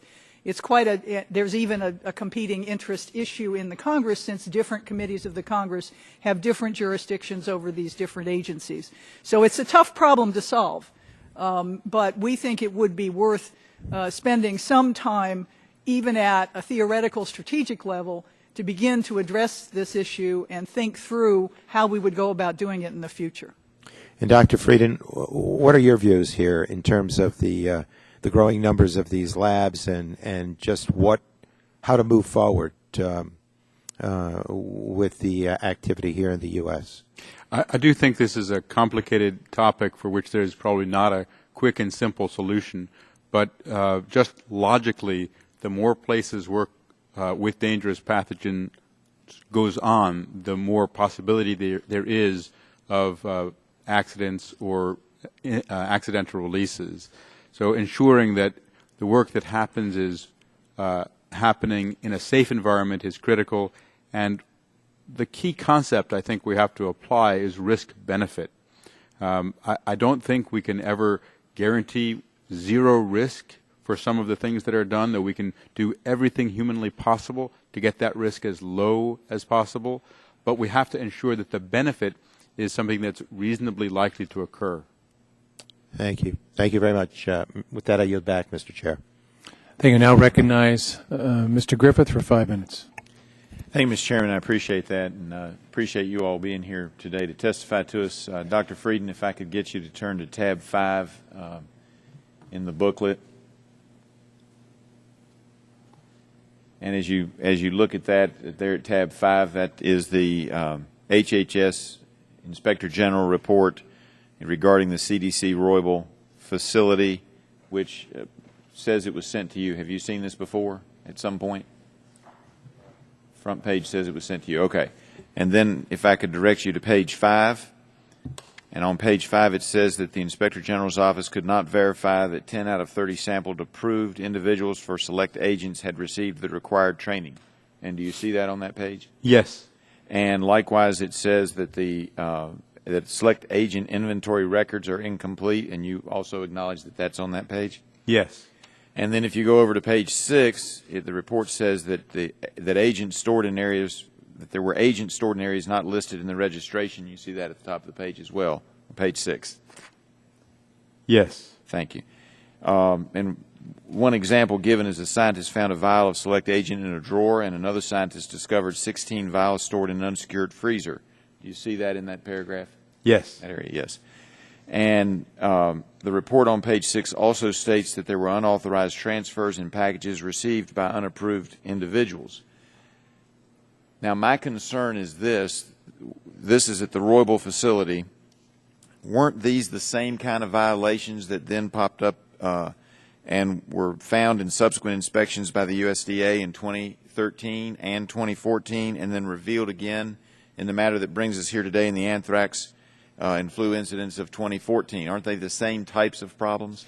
The answer is yes and no. The specific problems that were found led to a specific response. For example, on security, we implemented layers of security. We strengthened the systems. We locked. We improved personal background checks and security. So in each of these, we Let me felt. ask you this question. Did you all do a system-wide after these problems were discovered? Because we've got 2010, then we've got 2013, and earlier in 2014. Did you all ever do a system-wide recheck? Not adequately.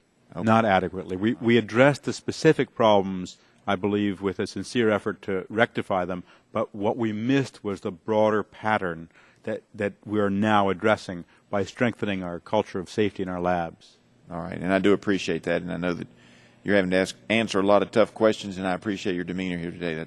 I do think that's appropriate and appreciated. That being said, let's look over at page 7, and then on top of page 8, there are 5 recommendations there.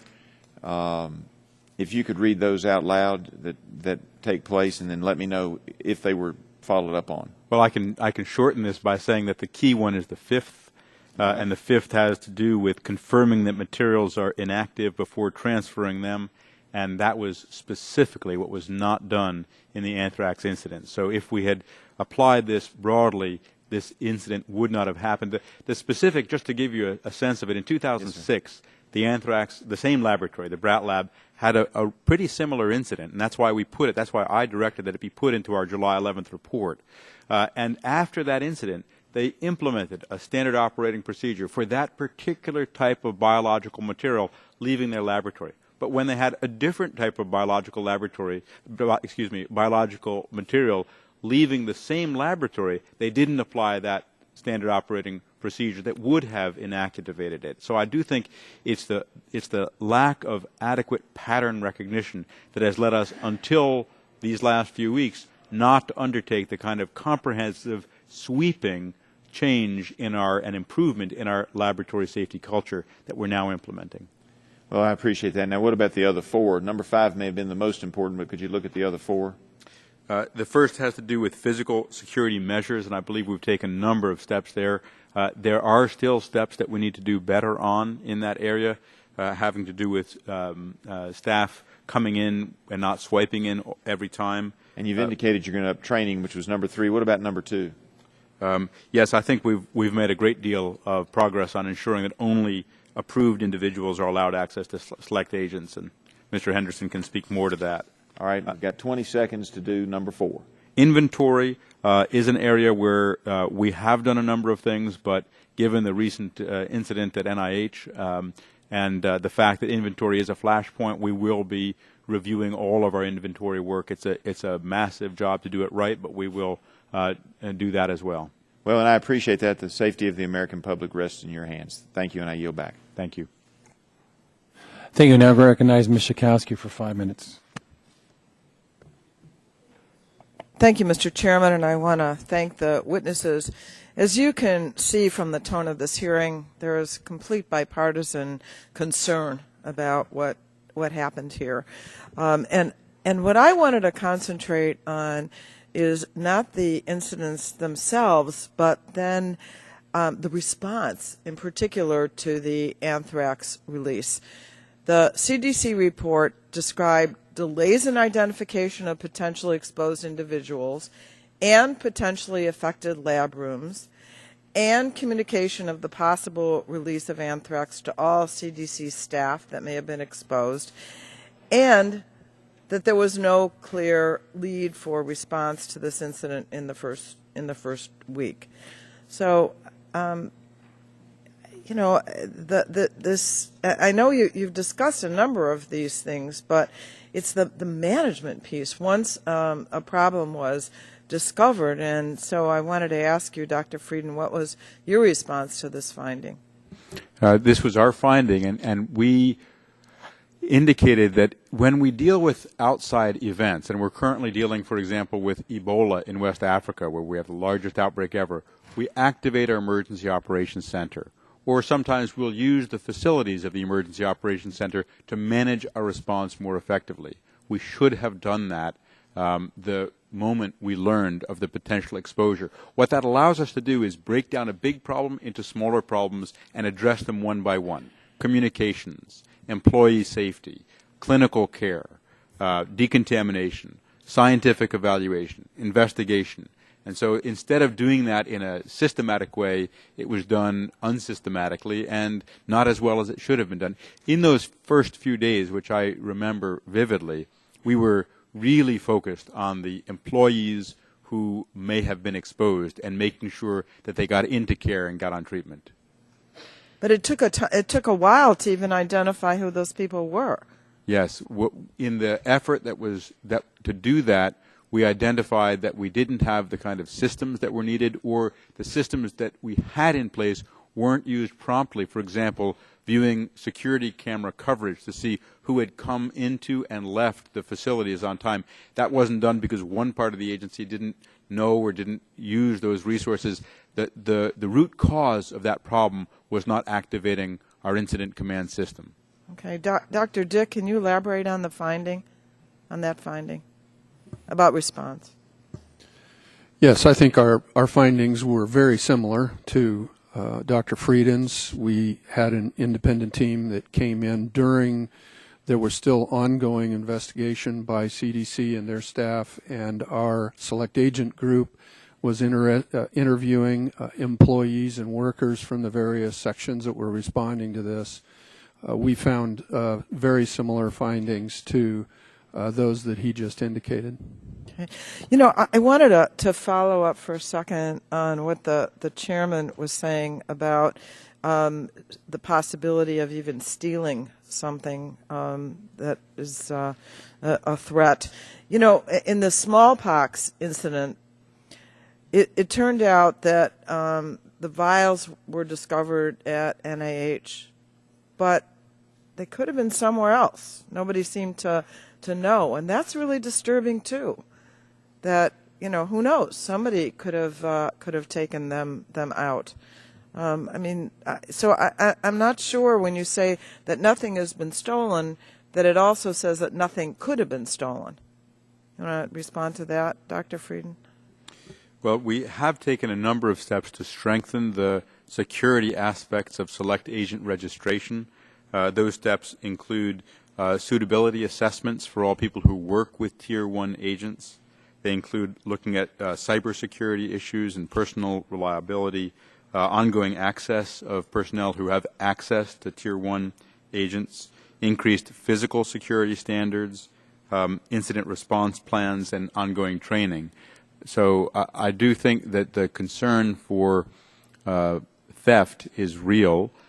Some of these organisms still occur in nature, and ensuring that where there are laboratories, not just in this country, but around the world that do tests on them. Well, let's worry about this country right now, and smallpox, of course, would be a big concern. Let me just end with this, if I could, Mr. Chairman.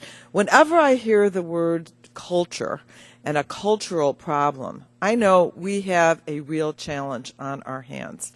Hand washing changed the face of medicine. It's not sexy, and people don't win Nobel Prizes over that kind of thing, but it really, as part of the culture, has made our medical system much more successful. Huge advance. And so these kinds of small things that deal with culture and attitude and awareness of these kinds of very simple things, we need to really figure out, you need primarily to figure out how to make them part of the everyday thinking of your staff. And we're willing participants here. And I yield back. Thank you. Thank you. Now recognize Mr. Johnson of Ohio for 5 minutes. Thank you, Mr. Chairman, and I too want to thank our witnesses for joining us today. Dr. Frieden, it looks like you're the guy on the hot seat. You're getting peppered with all the questions, and I've got a few for you as well. The mission of CDC laboratories, as you well know, includes carrying out work to protect the American public against bioterrorist activities. Now, critical lab activities are shut down pending the outcome of your remedial evaluation and reform. So how will CDC be able to address any bioterrorism or other emergencies which might occur before they reopen? There's just one particular laboratory that is shut. There are multiple other laboratories at CDC that continue their operation that would be able to respond to bioterrorist or potential bioterrorist incidents. Okay, so there's no concern on your part that because of these CDC errors that we may be limiting our ability to protect the public? No, I'm confident that the incidents that we saw did not cause any release of agents into the community. They most likely didn't cause any actual exposure to CDC staff, but they really are a tipping point in our recognition of the need to improve our laboratory safety. But we are still fully functional in terms of being able to respond to an event. It's just that step of sending something out of a high containment space into a lower containment space that I've issued a moratorium on, and we'll lift that laboratory by laboratory as soon as we're confident we can do that safely. Okay. Is the CDC planning to use the National Science Advisory Board for Biosecurity as the external committee to advise CDC on laboratory quality and safety?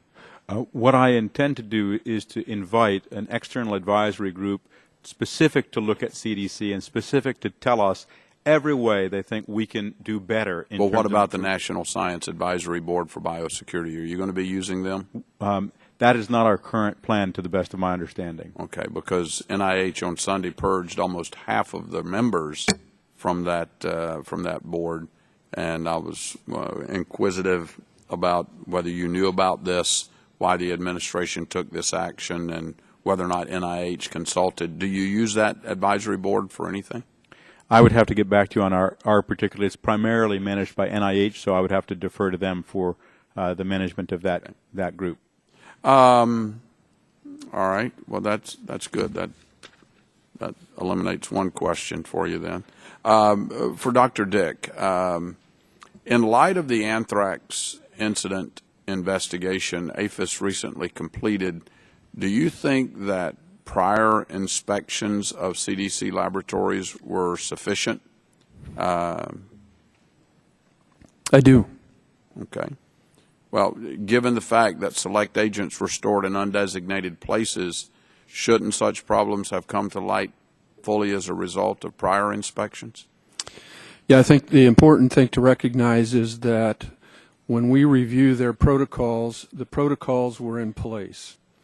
And because of the primary cause of this incident, and that was that this bacteria was not inactivated, it was transferred to a laboratory that would not necessarily have to have a locked cabinet. And so therefore, when we provide our report on select agents, as was indicated earlier, we also report on those laboratories where that select agent went, in this case, not deactivated.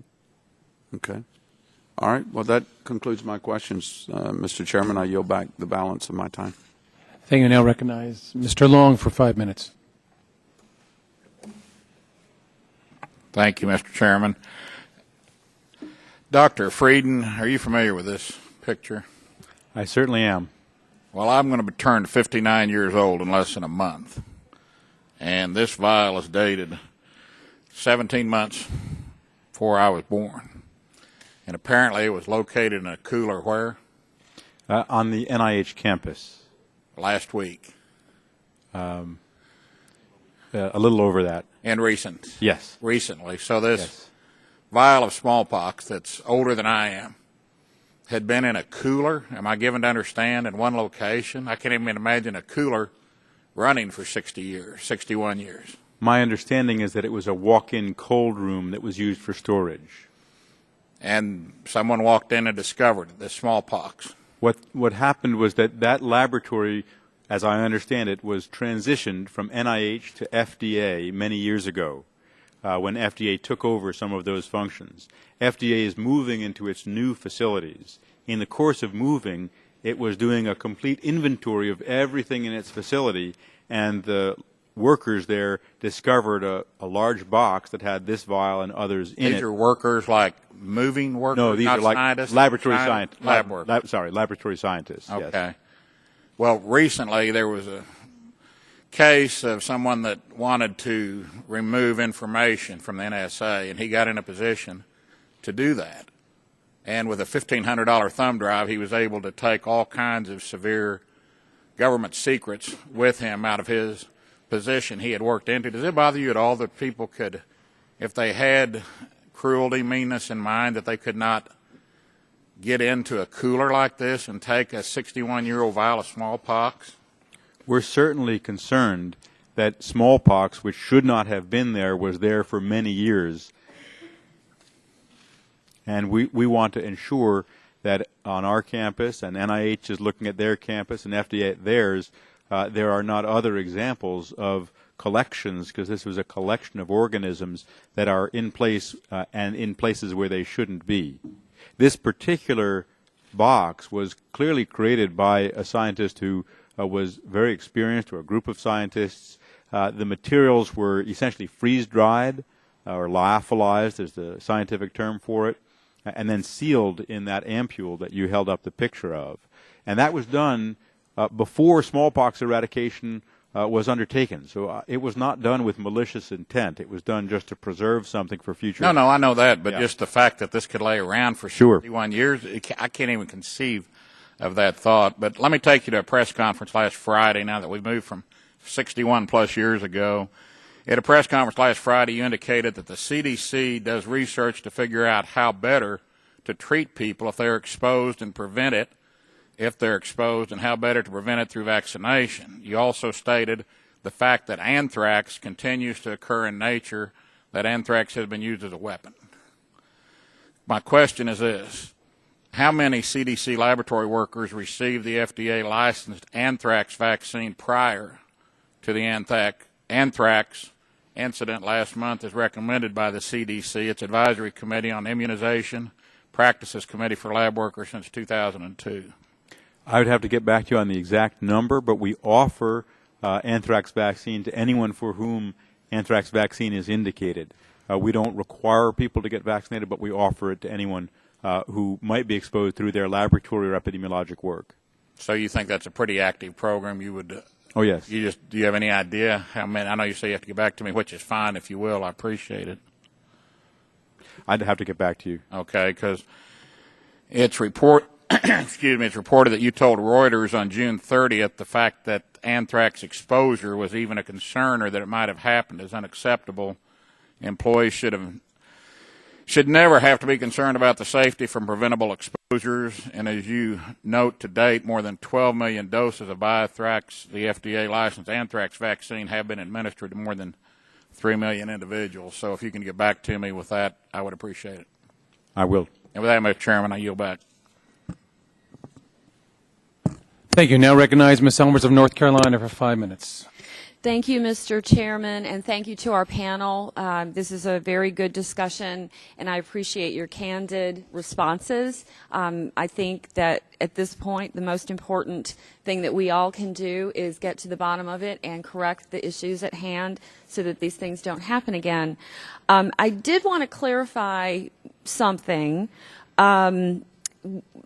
Frieden, there was a question posed to you about the number of missing possible toxic substances, and I know you had acknowledged that over time there has been an account of some missing but not stolen, correct? How do you determine, if something is missing, how do you determine that it absolutely was not stolen? And if anyone else on the panel would like to comment on that, I would appreciate it as well. So to give you an example, there may have been a package that was sent from one location to another and had a select agent in it. It did not arrive at the second location. The FBI was involved in that investigation, and the FBI concluded in one particular case, as an example, that the package had been inadvertently destroyed. But it had not been stolen or lost. Is there anything you'd like to add to that, Mr. Henderson? Just one thing I think is important is we take the notion of chain of custody very seriously, so we're always trying to be mindful of where the select agents are stored, and if they're in transport, we have eyes on them or somebody trusted to be with them as much as possible. Occasionally, Dr. Frieden's correct, there could be an accounting issue where something's been destroyed and they didn't complete the paperwork, and then we have to go and try to understand what happened. And there has been a couple of instances like that. Okay. So, thank you for clarifying that for me. And then, again, getting back to just some of the toxic substances that have been found in, boxes that may not have, stated what they were, in a refrigerated walk-in storage or otherwise. when the NIH ran across their most recent problem, they put in place what they called a clean sweep, and I know you had said that there was a change, there was a transition between NIH and FDA. Were they already in the process? I mean, is that what the clean sweep is that you were talking about, or did they institute the clean sweep afterwards? My understanding is that both NIH and FDA are doing complete inventory checks and follow up to the discovery of the smallpox vial. Okay, so once that happened. So I guess my question for you is the CDC doing the same? Yes, we will undertake a comprehensive inventory review at all of our facilities. At all the facilities? That is my understanding. Including the one that's shut down now, yes. Obviously, yes. But all of them? All of our yes. Great. All of our lab facilities. Well, thank you. I have time if anyone wants to use it, Mr. Chairman, but I yield back right now if no one else wants my time. Right. I believe that concludes our first panel. So I thank all the witnesses for coming today, and we'll just let you step away while we prepare the second panel. I'd also remind everybody that we will have some follow-up questions for you, so please get back to us in quick time. Mr. Chairman, will you yield for 1 second? Yes, glad to. I would just hope that we would have this panel back in the fall after Dr. Frieden completes his investigation and puts his controls in place. I think it's really important for us to know what they're doing, and I know they're working hard on this. I agree with that, and we would like to hear again, so we'll have you back. Well, while they're getting ready, I'll get to next panel introduced. We'll have Mr. Sean Kaufman, who's the president and founding partner of Behavioral-Based Improvement Solutions, LLC. We'll also have Dr. Richard Albright as Board of Governors Professor of Chemistry and Chemical Biology at Rutgers University and Laboratory Director at the Waxman Institute of Microbiology. Well, the witnesses are stepping up here.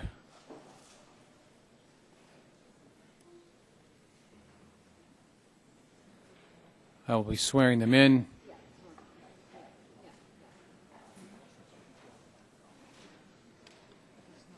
Just whoever is sitting in your right seats there. I'm sorry, I don't know what that means. Mr. Kaufman, you ready? Where's Dr. Ebright?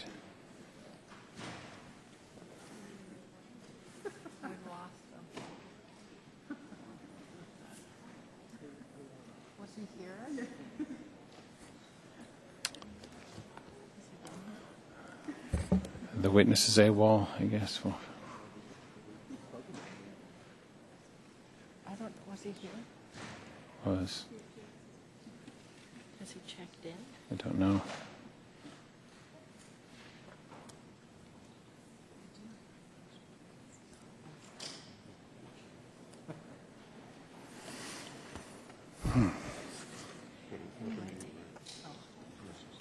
What we may do to get going here, Mr. Kaufman, I may swear you in so you can get started on your testimony, and then we'll swear in Dr. Ebright when he returns. So you're aware the committee is holding an investigative hearing, and doing so has a practice of taking testimony under oath. Do you have any objections to testifying under oath? And advise you under the rules of the House, you can be advised by counsel. Do you have a desire to be advised by counsel during testimony today? That is correct. You do have a counsel? I do not. Okay, thank you. Could you please raise your right hand, and I'll swear you in.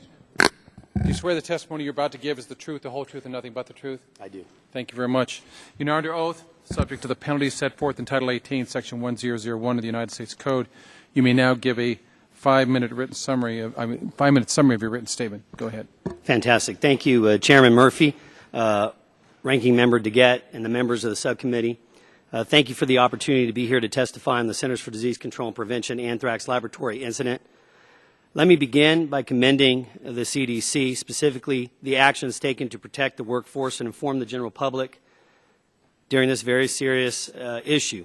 I stand by my belief that when someone does something wrong, we cannot forget what they have done right, and in general, we must not forget that CDC has an outstanding history of service. For over 10 years, I have been providing biosafety training programs for individuals working in high containment laboratories. My background is in behavioral science, and I specialize in motivating individuals to behave and mitigate risks associated with infectious diseases.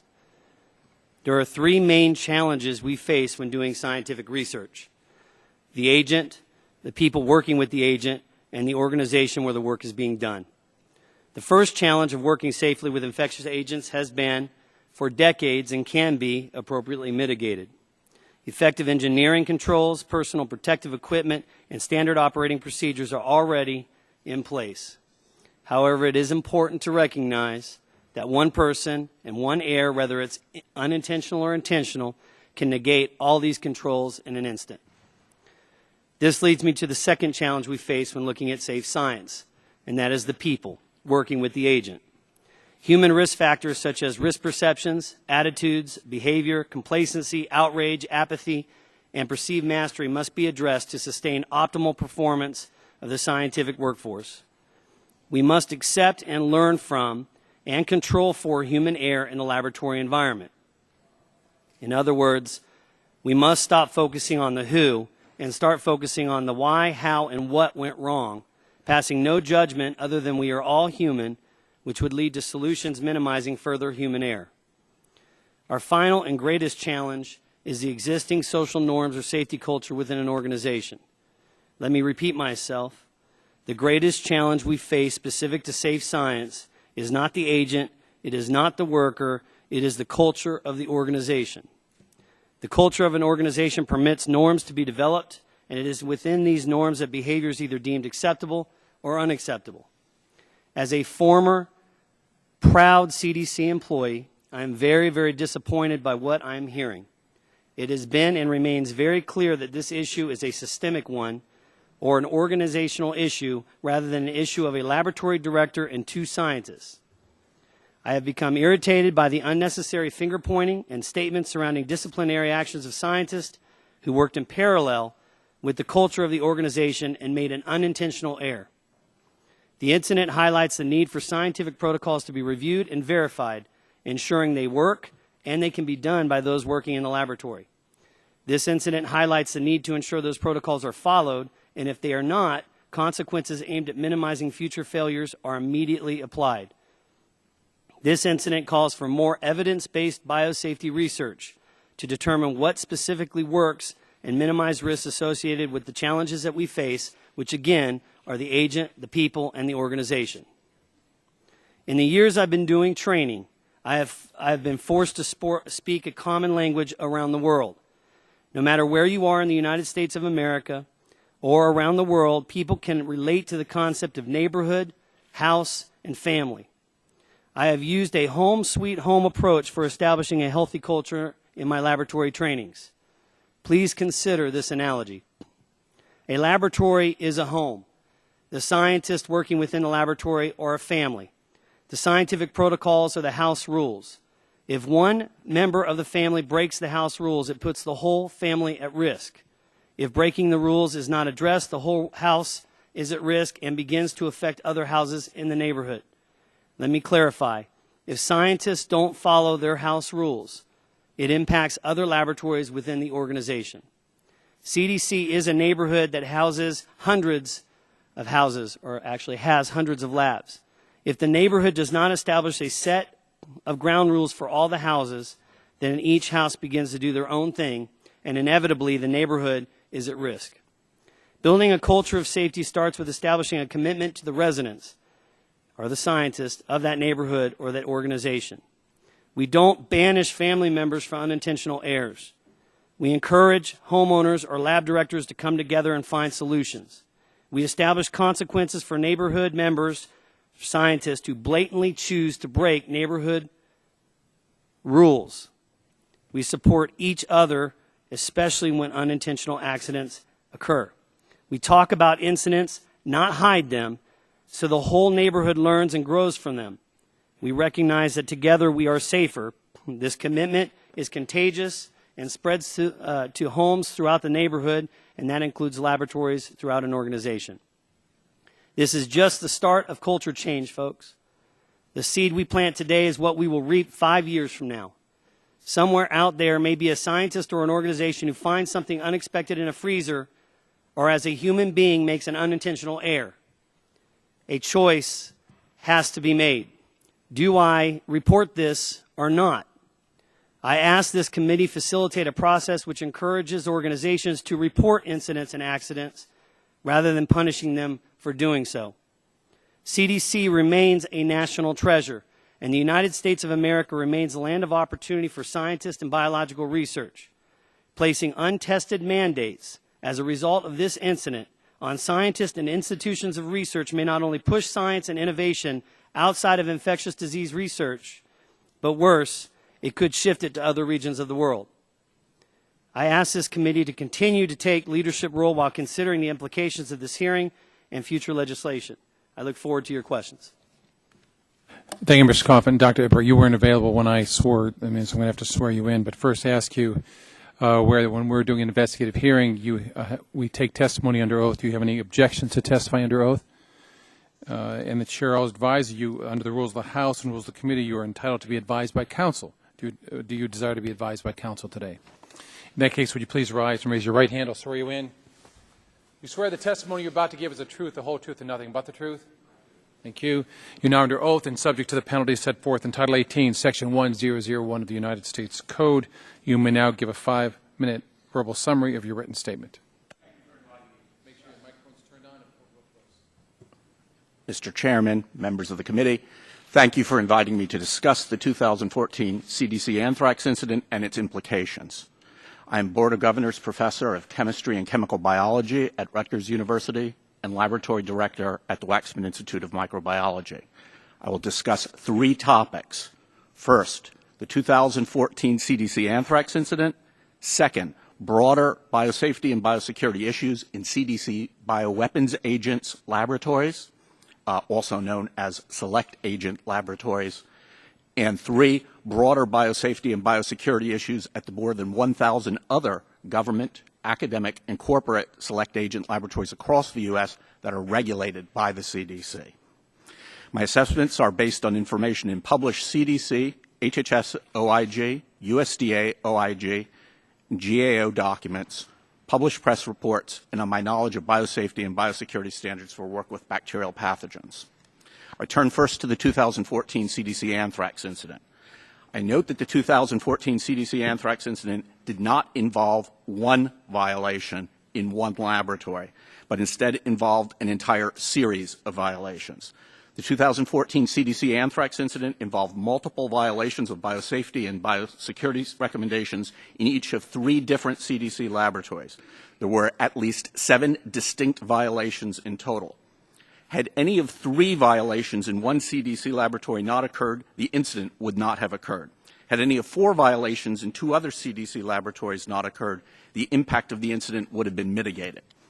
I note further that the incident reprised nearly exactly a 2004 incident. In the 2004 incident, workers at Southern Research Institute in Frederick, Maryland, used an inappropriate procedure to inactivate a sample of anthrax bacteria, used an inappropriate procedure to verify inactivation, and sent the putatively inert but actually viable anthrax bacteria to Oakland Children's Hospital, where 8 persons were exposed before learning that the anthrax bacteria were viable.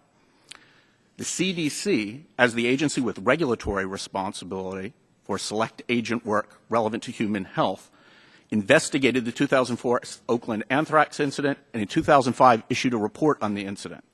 The 2005 CDC report included revised biosafety and biosecurity recommendations both for laboratories that prepare and provide inactivated anthrax bacteria and for laboratories that receive and use those inactivated anthrax bacteria. Had the CDC implemented the recommendations in its own 2005 report, the 2014 CDC anthrax incident could not have occurred, but the CDC did not implement the recommendations in its 2005 report. The fact that the CDC in 2014 made exactly the same errors that had been made in the 2004 Oakland anthrax incident shows that the CDC did not learn from that incident. I turn now to biosafety and biosecurity in CDC select agent laboratories. I submit that the 2014 CDC anthrax incident is not an isolated incident, but is instead part of a pattern, and a pattern that could have been recognized a half-decade ago, and should have been. Last week's CDC report listed multiple other incidents, none previously disclosed to the public, in which CDC laboratories sent putatively inactivated or attenuated, but actually viable and virulent select agents to other laboratories. These previously undisclosed CDC select agent incidents are fundamentally similar to the 2014 incident. In particular, 2 previously undisclosed incidents from 2006 involved anthrax and appear to be essentially identical to the current incident. All of these incidents raise both safety and security concerns. I note further that HHS OIG audits have documented further biosafety and biosecurity violations in CDC Select Agent labs. HHS OIG audits of the CDC Select Agent labs in 2008, 2009, and 2010 reported major violations. These violations included failures to ensure physical security, failure to restrict access, and failures to document inventories. They also included the failure to provide required training to workers, with training being unverifiable for fully 1 in 3 workers in the most recent available report. Perhaps most egregiously, the violations included unauthorized transfers of Select Agent labs to other laboratories or individuals. I note further that press reports from 2007 through the present have documented further biosafety and biosecurity deficiencies in CDC Select Agent laboratories. Examples, just to summarize, include inadequate provisions for emergency backup power, failure to maintain negative pressure airflow in biocontainment areas, non-functioning doors, non-functioning door seals, jury-rigged repairs with duct tape, failure to close entry doors, failure to latch entry doors, failure to assign distinct key codes to the key cards for Select Agent laboratories, and in at least one case, the discovery of an unescorted, unauthorized person in a restricted area. Taken together, the available documents indicate that the CDC has not adequately ensured biosafety and biosecurity in its own labs and are consistent with pervasive and systematic violations of biosafety and biosecurity in its own labs. I turn now to biosafety and biosecurity at CDC. Could you summarize up the rest of your statement here, because we're regulated Select Agent labs. The CDC and the USDA have regulatory responsibility for biosafety and biosecurity in the approximately 1,000 other U.S. Select Agent labs, government, academic, and corporate. There is no basis for confidence that biosafety and biosecurity standards are higher or that Select Agent inspections are more stringent at CDC-regulated non-CDC Select Agent labs than in CDC Select Agent labs. There also is no basis for confidence that biosafety and biosecurity standards are higher or that Select Agent inspections are more stringent at USDA-regulated Select Agent laboratories than in CDC Select Agent laboratories. Deficiencies in Select Agent standards at these CDC-regulated and USDA-regulated other laboratories are amply documented in HHS and USDA OIG audits. Dr. You're way over time. I'm going to have to just give you 15 more seconds. One final point, which is I note that the CDC and USDA not only perform and fund Select Agent work, but also regulate biosafety and biosecurity for Select Agent work. This represents a clear conflict of interest. This systematic, clear conflict of interest may at least partly account for the deficiencies that I've mentioned. Thank you. I think the two witnesses will now recognize myself for 5 minutes.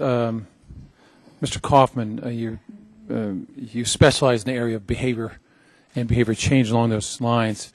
We've heard from you and other witnesses today this culture of complacency is a concern. Congress has investigated at length problems of the Veterans Administration. We're outraged because of the care we have for our veterans, but we saw that there were cash incentives for people to cover things up, to shred them, to hide waiting lists. We also had in this committee hearings with Mary Barra, the CEO of General Motors. Americans were outraged about this, and it was described as the culture of complacency, or the GM nod. Now we see this behavior problem getting into an area of which before, if you weren't a veteran or if you didn't buy those Chevy cars, you were at least not at risk. But this, when you release a pathogen, it's pretty indiscriminate. It's just around anybody who's exposed to it. So does this routine familiarity around pathogens tend to lead people to cut some corners and just get complacent about this? I think that there's and I believe you know this too, I think that there's a inherent risk in behavior in general. You overbehave, you run the risk of becoming complacent. You underbehave, you run the risk of being underprepared. I think it's a very kind of a balance, and that in essence is really in essence what professional development and training and assessments can be used for, is to keep that healthy balance in check. In this case, though, if we're talking about the anthrax incident in the laboratory, I don't believe that this was a complacency issue or even an incompetency issue. I believe this was a scientist that implemented a protocol from another laboratory where it was used for good purposes, and I'd love to share what those purposes are.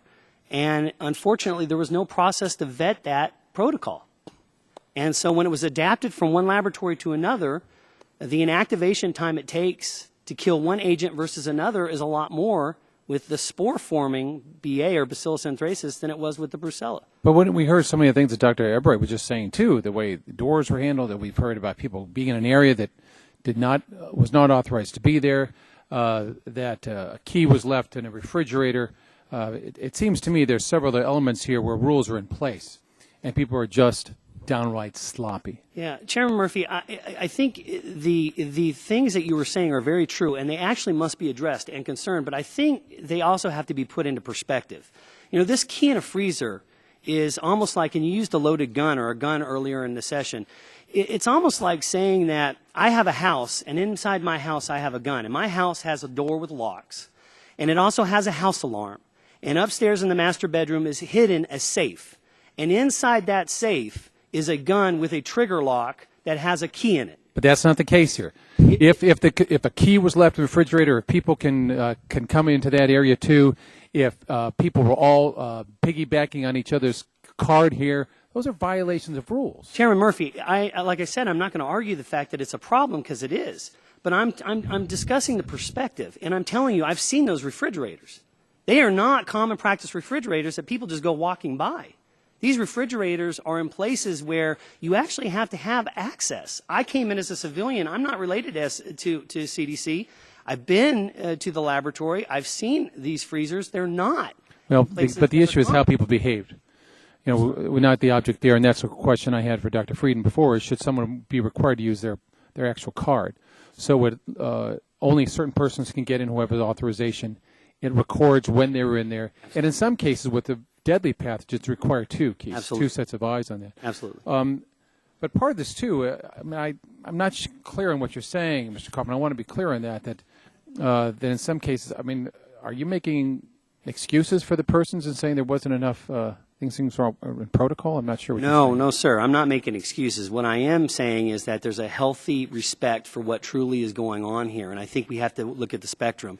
We can't be arrogant and say this is just what happens in science. But we also can't be living in an illusion where this is the end of the earth. We've got to stop all research. We've got to minimize and cut things, down to a certain number of laboratories as a result of what happens here. I think we have to take a balanced approach and take a look at really what happened and in the culture at which it happened.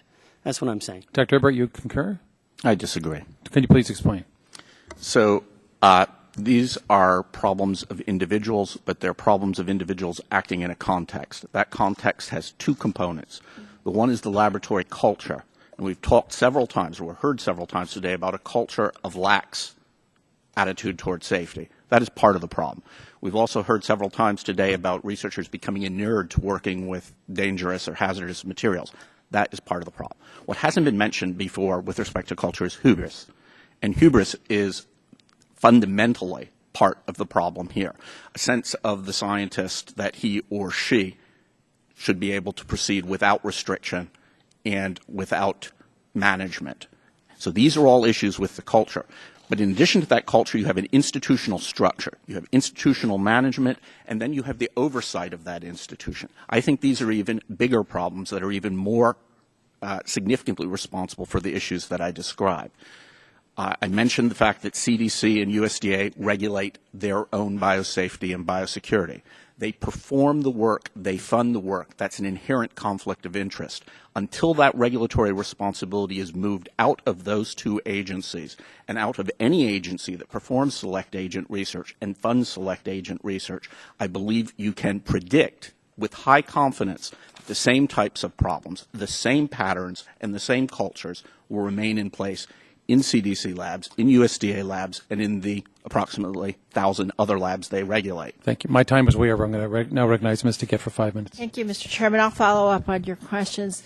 Mr. Kaufman, I have no doubt that these individuals have no ill motives. They're well motivated. They're trying to do their research. And Dr. Embright, I think you would agree with that as well. I would. But let me just put this in context. I don't know if you were here when we gave our opening statements. I've been on this subcommittee since 1997.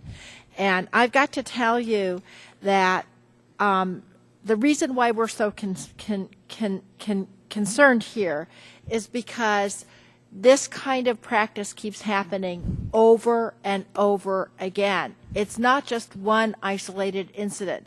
As our memo that I put into the record said, there were 6 inspections. APHIS identified 29 observations of concern of facilities and equipment, 27 related to safety and security, and 39 on documentation and record keeping. And a lot of times what we're dealing with in this situation is very, very extreme bioagents that could kill a number of people. And you're nodding your head, so I'm assuming you understand this, yes or no? Yes, I do. Okay. So what we're trying to figure out, and like I say, I think the people are trying to do their job. I think they're well motivated, but with all due respect, we are not overreacting here. This has got to be solved. So what I want to ask you, since you were here, is did you hear Ms. Kingsbury's testimony where she said that that we need to have one agency at least in charge of developing national standards? Yes, I did. And what do you think of that? She admitted that it's going to be difficult to do that because of overlapping jurisdictions. But would you agree that it's worth an effort to try to do that? I know you like yes and no answers, and I'm trying to think. I agree that we should explore what we're doing today and where we could go in the future. Yes. Okay. Dr. Embright, what do you think about that suggestion? There definitely should be a single national agency that sets policy recommendations, policy standards, and advises on needs and how those needs should be met. There also should be a national entity that regulates and oversees the select agent work. They need not be the same, but they both need to be there. And let me just say that we've seen this in this subcommittee, not just at CDC. We've also seen it in the labs. And we saw it at Los Alamos some years ago, where some very highly confidential nuclear data disappeared because a researcher took it home to his house. It's the same kind of, you call it hubris or whatever. It's an assumption that there's important research going on and that nothing bad is going to happen. Correct. And so what I think is that, and in fairness, I think what Dr. Frieden thinks too, is you need to put systems in place so that it's not relying on somebody to have that kind of judgment where really you should have a system. Would you agree with that? Absolutely. And Mr. Kaufman, would you also agree with that? Absolutely. Okay, great. Thanks, Mr. Chairman. I don't have anything further. Thank you for clarifying, and I'll yield back. Thank you. Gentleman, lady yields back now. Recognize Ms. Blackburn of Tennessee for 5 minutes. Thank you, Mr. Chairman. I think we're all kind of on the same path here with our questions. Dr. Ebright, I want to come to you. Let's go back to the CDC report from the 2004 anthrax incident. Yeah. And you mentioned that. And that incident stated inactivated anthrax should be cultured both at the preparing lab before shipment and at the research lab several days before use to ensure sterility. So did CDC follow their own advice in this? Okay, go ahead. No, they did not. Apparently not in 2006, definitely not in 2014. Okay, so what we have is a continued pattern of refusing to learn from their past mistakes. Indeed, refusing to read their own reports and follow their own recommendations. Okay. You are the director of a biomedical research lab. Yes. And you do some of this same work with dangerous pathogens. And how important is it to you that all personnel in your lab strictly follow your biosafety protocols, and that in order to follow those biosafety protocols, they have an understanding that they have that culture of safety that is lacking at CDC? I think it's critically important, and for biosafety, working with biohazardous organisms at any level, 1, 2, 3, or 4, that message of safety has to come first. That safety training has to come first. And before any experiment is even begun, There has to be a process of risk assessment, risk-benefit assessment, in which the investigator enumerates the risks, enumerates the benefits, weighs the risks against the benefits, assesses that the risks are outweighed by the benefits, and that process needs to be reviewed by another set of eyes. Do you follow this as standard operating procedure? Yes, we do for our biohazard research. Yes. Is it clearly understood from all of your personnel? Do they see this as written best practices, and do they understand that they are expected and required to follow? They understand that they're expected and required to follow these practices. They're monitored in these practices, and the message consistently is that these agents require respect, and they must be handled with respect. And before any experiment, that risk-benefit assessment must occur. And if one of your personnel failed to follow those protocols, what would you do to them? Depending on the nature of the failure, they would face consequences up to and including termination. Okay. And we don't see that pattern taking place at CDC. We haven't seen evidence for it. Okay. Do you think that CDC is in need of a major correction, and do you have advice for CDC on what that correction would be? Many of the things that we heard Dr. Frieden suggest will be undertaken at the CDC are precisely the steps that are required at the CDC. The question is whether this time will be different from the previous time and the time before that and the time before that. And if they did not do that, I think probably, according to what you've said, you would terminate the whole bunch. Again, I'm not sure that in this particular case, personnel action won't be sufficient to resolve the issue. This issue is institutional and organizational. Correct. They cannot have the regulatory authority to regulate themselves. It simply doesn't work. It doesn't work in many areas of human endeavor, and it definitely doesn't work in this area. Mr. Kaufman, anything to add to that? I continue to stand by my belief that any type of, and my conviction, because over the last 10 years I have traveled the world, including several federal labs in the United States, and I have asked scientists to please report laboratory accidents and incidents so we have a chance to learn from them. And if we take this chance now and turn it into a punitive aspect against scientists that make unintentional injuries, it's well known that punishment does three things. It builds resentment, it teaches no new behavior, and it hides true behavior. And so if we're going to make decisions that are going to decrease risk in science, we better consider how we address incidents and accidents before doing so. Punitive actions, in my opinion, are not a way to go.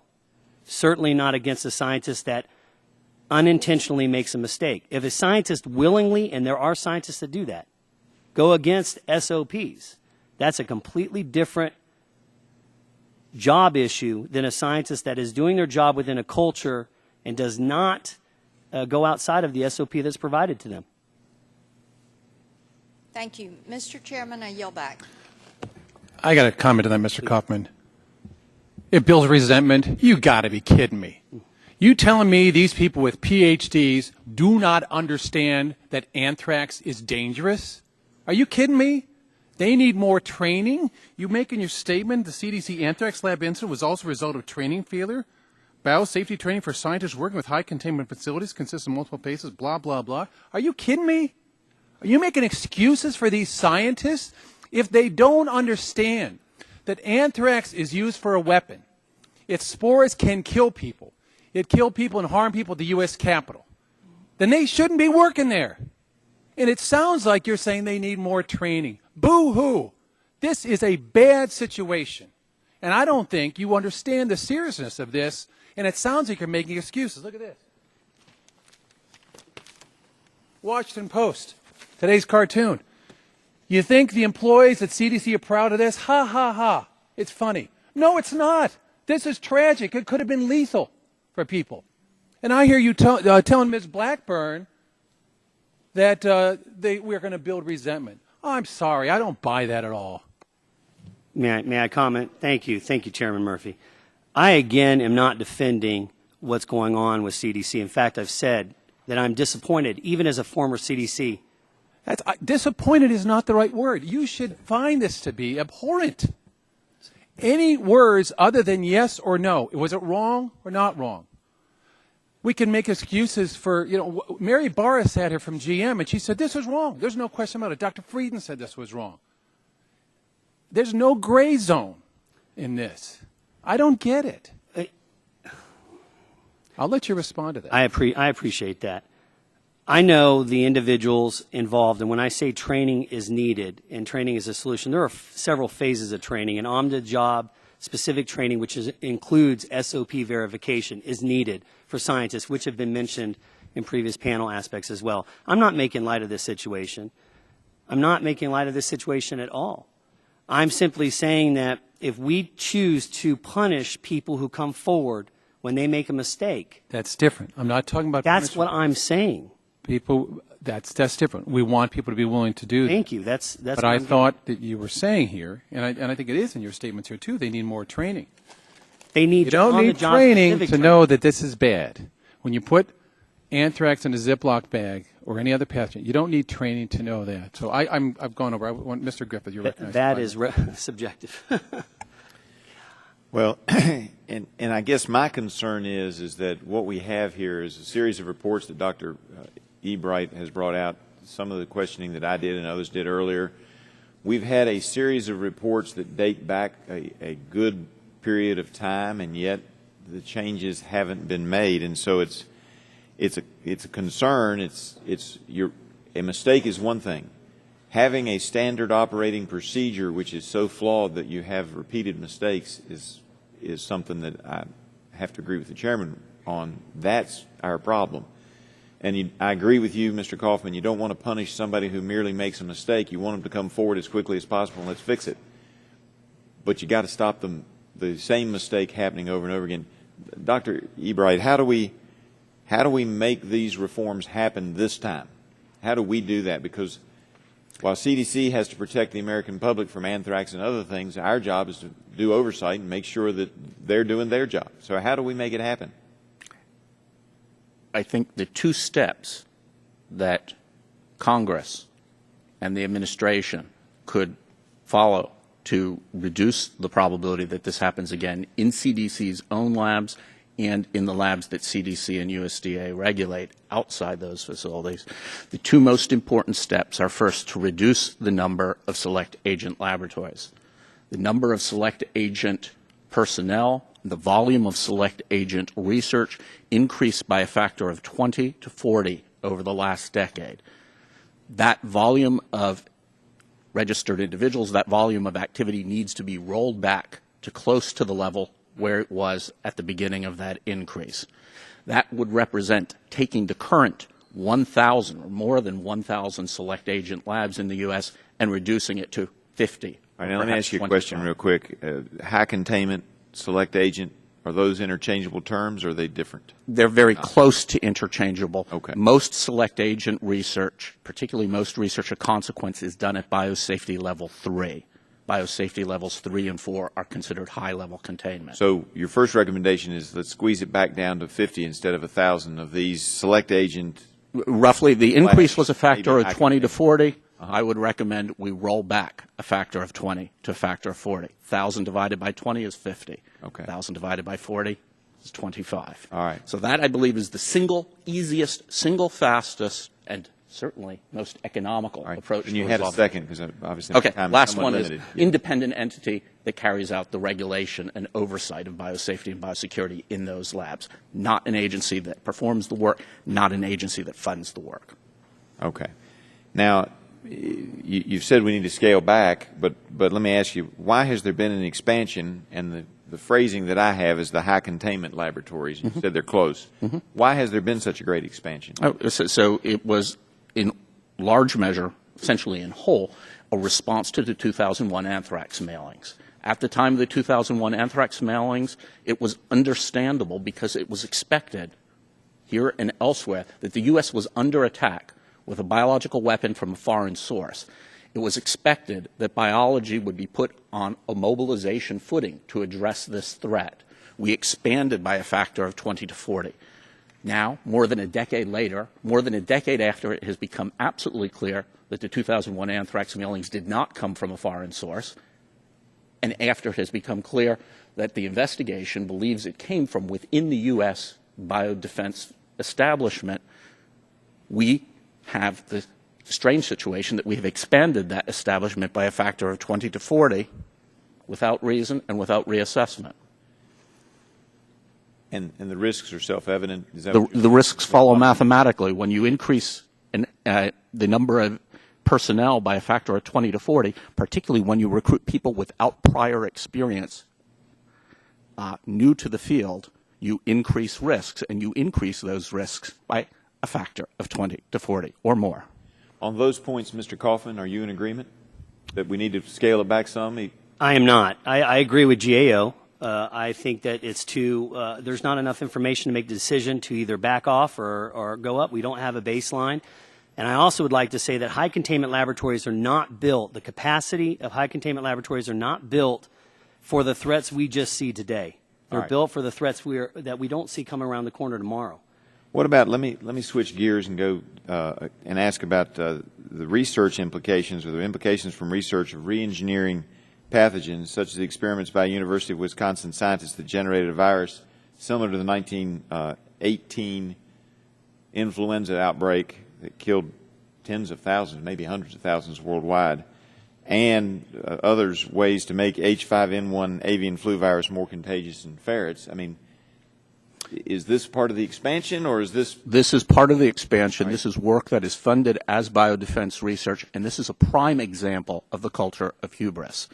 This is work that should not be performed, flat and blank, should not be performed. In those cases where elements of this work are deemed essential, when the research information could be obtained in no other way, then this work should only be performed in a very limited number of institutions, perhaps one or two nationally, and only after extensive review of risk-benefit weighing at the national level, and only under the most stringent safety and security standards. I appreciate that very much. I appreciate both witnesses being here. Mr. Chairman, I appreciate having the hearing. I like the opportunities to learn, and I have learned a great deal from this hearing. Thank you so much. I thank the gentleman for yielding back, and I certainly would encourage all members of this committee to go visit some of the labs around the country, particularly get to CDC headquarters and see for their own eyes how this works. And certainly for members of the CDC who may be listening, I hope they understand the seriousness of what Congress views today on this. I ask unanimous consent that the members' written opening statements be introduced in the record, and without objection, the documents be entered in the record. I also ask unanimous consent to put the document binder in the record, subject to redactions by staff. In conclusion, I want to thank all the witnesses and members that participated in today's hearing.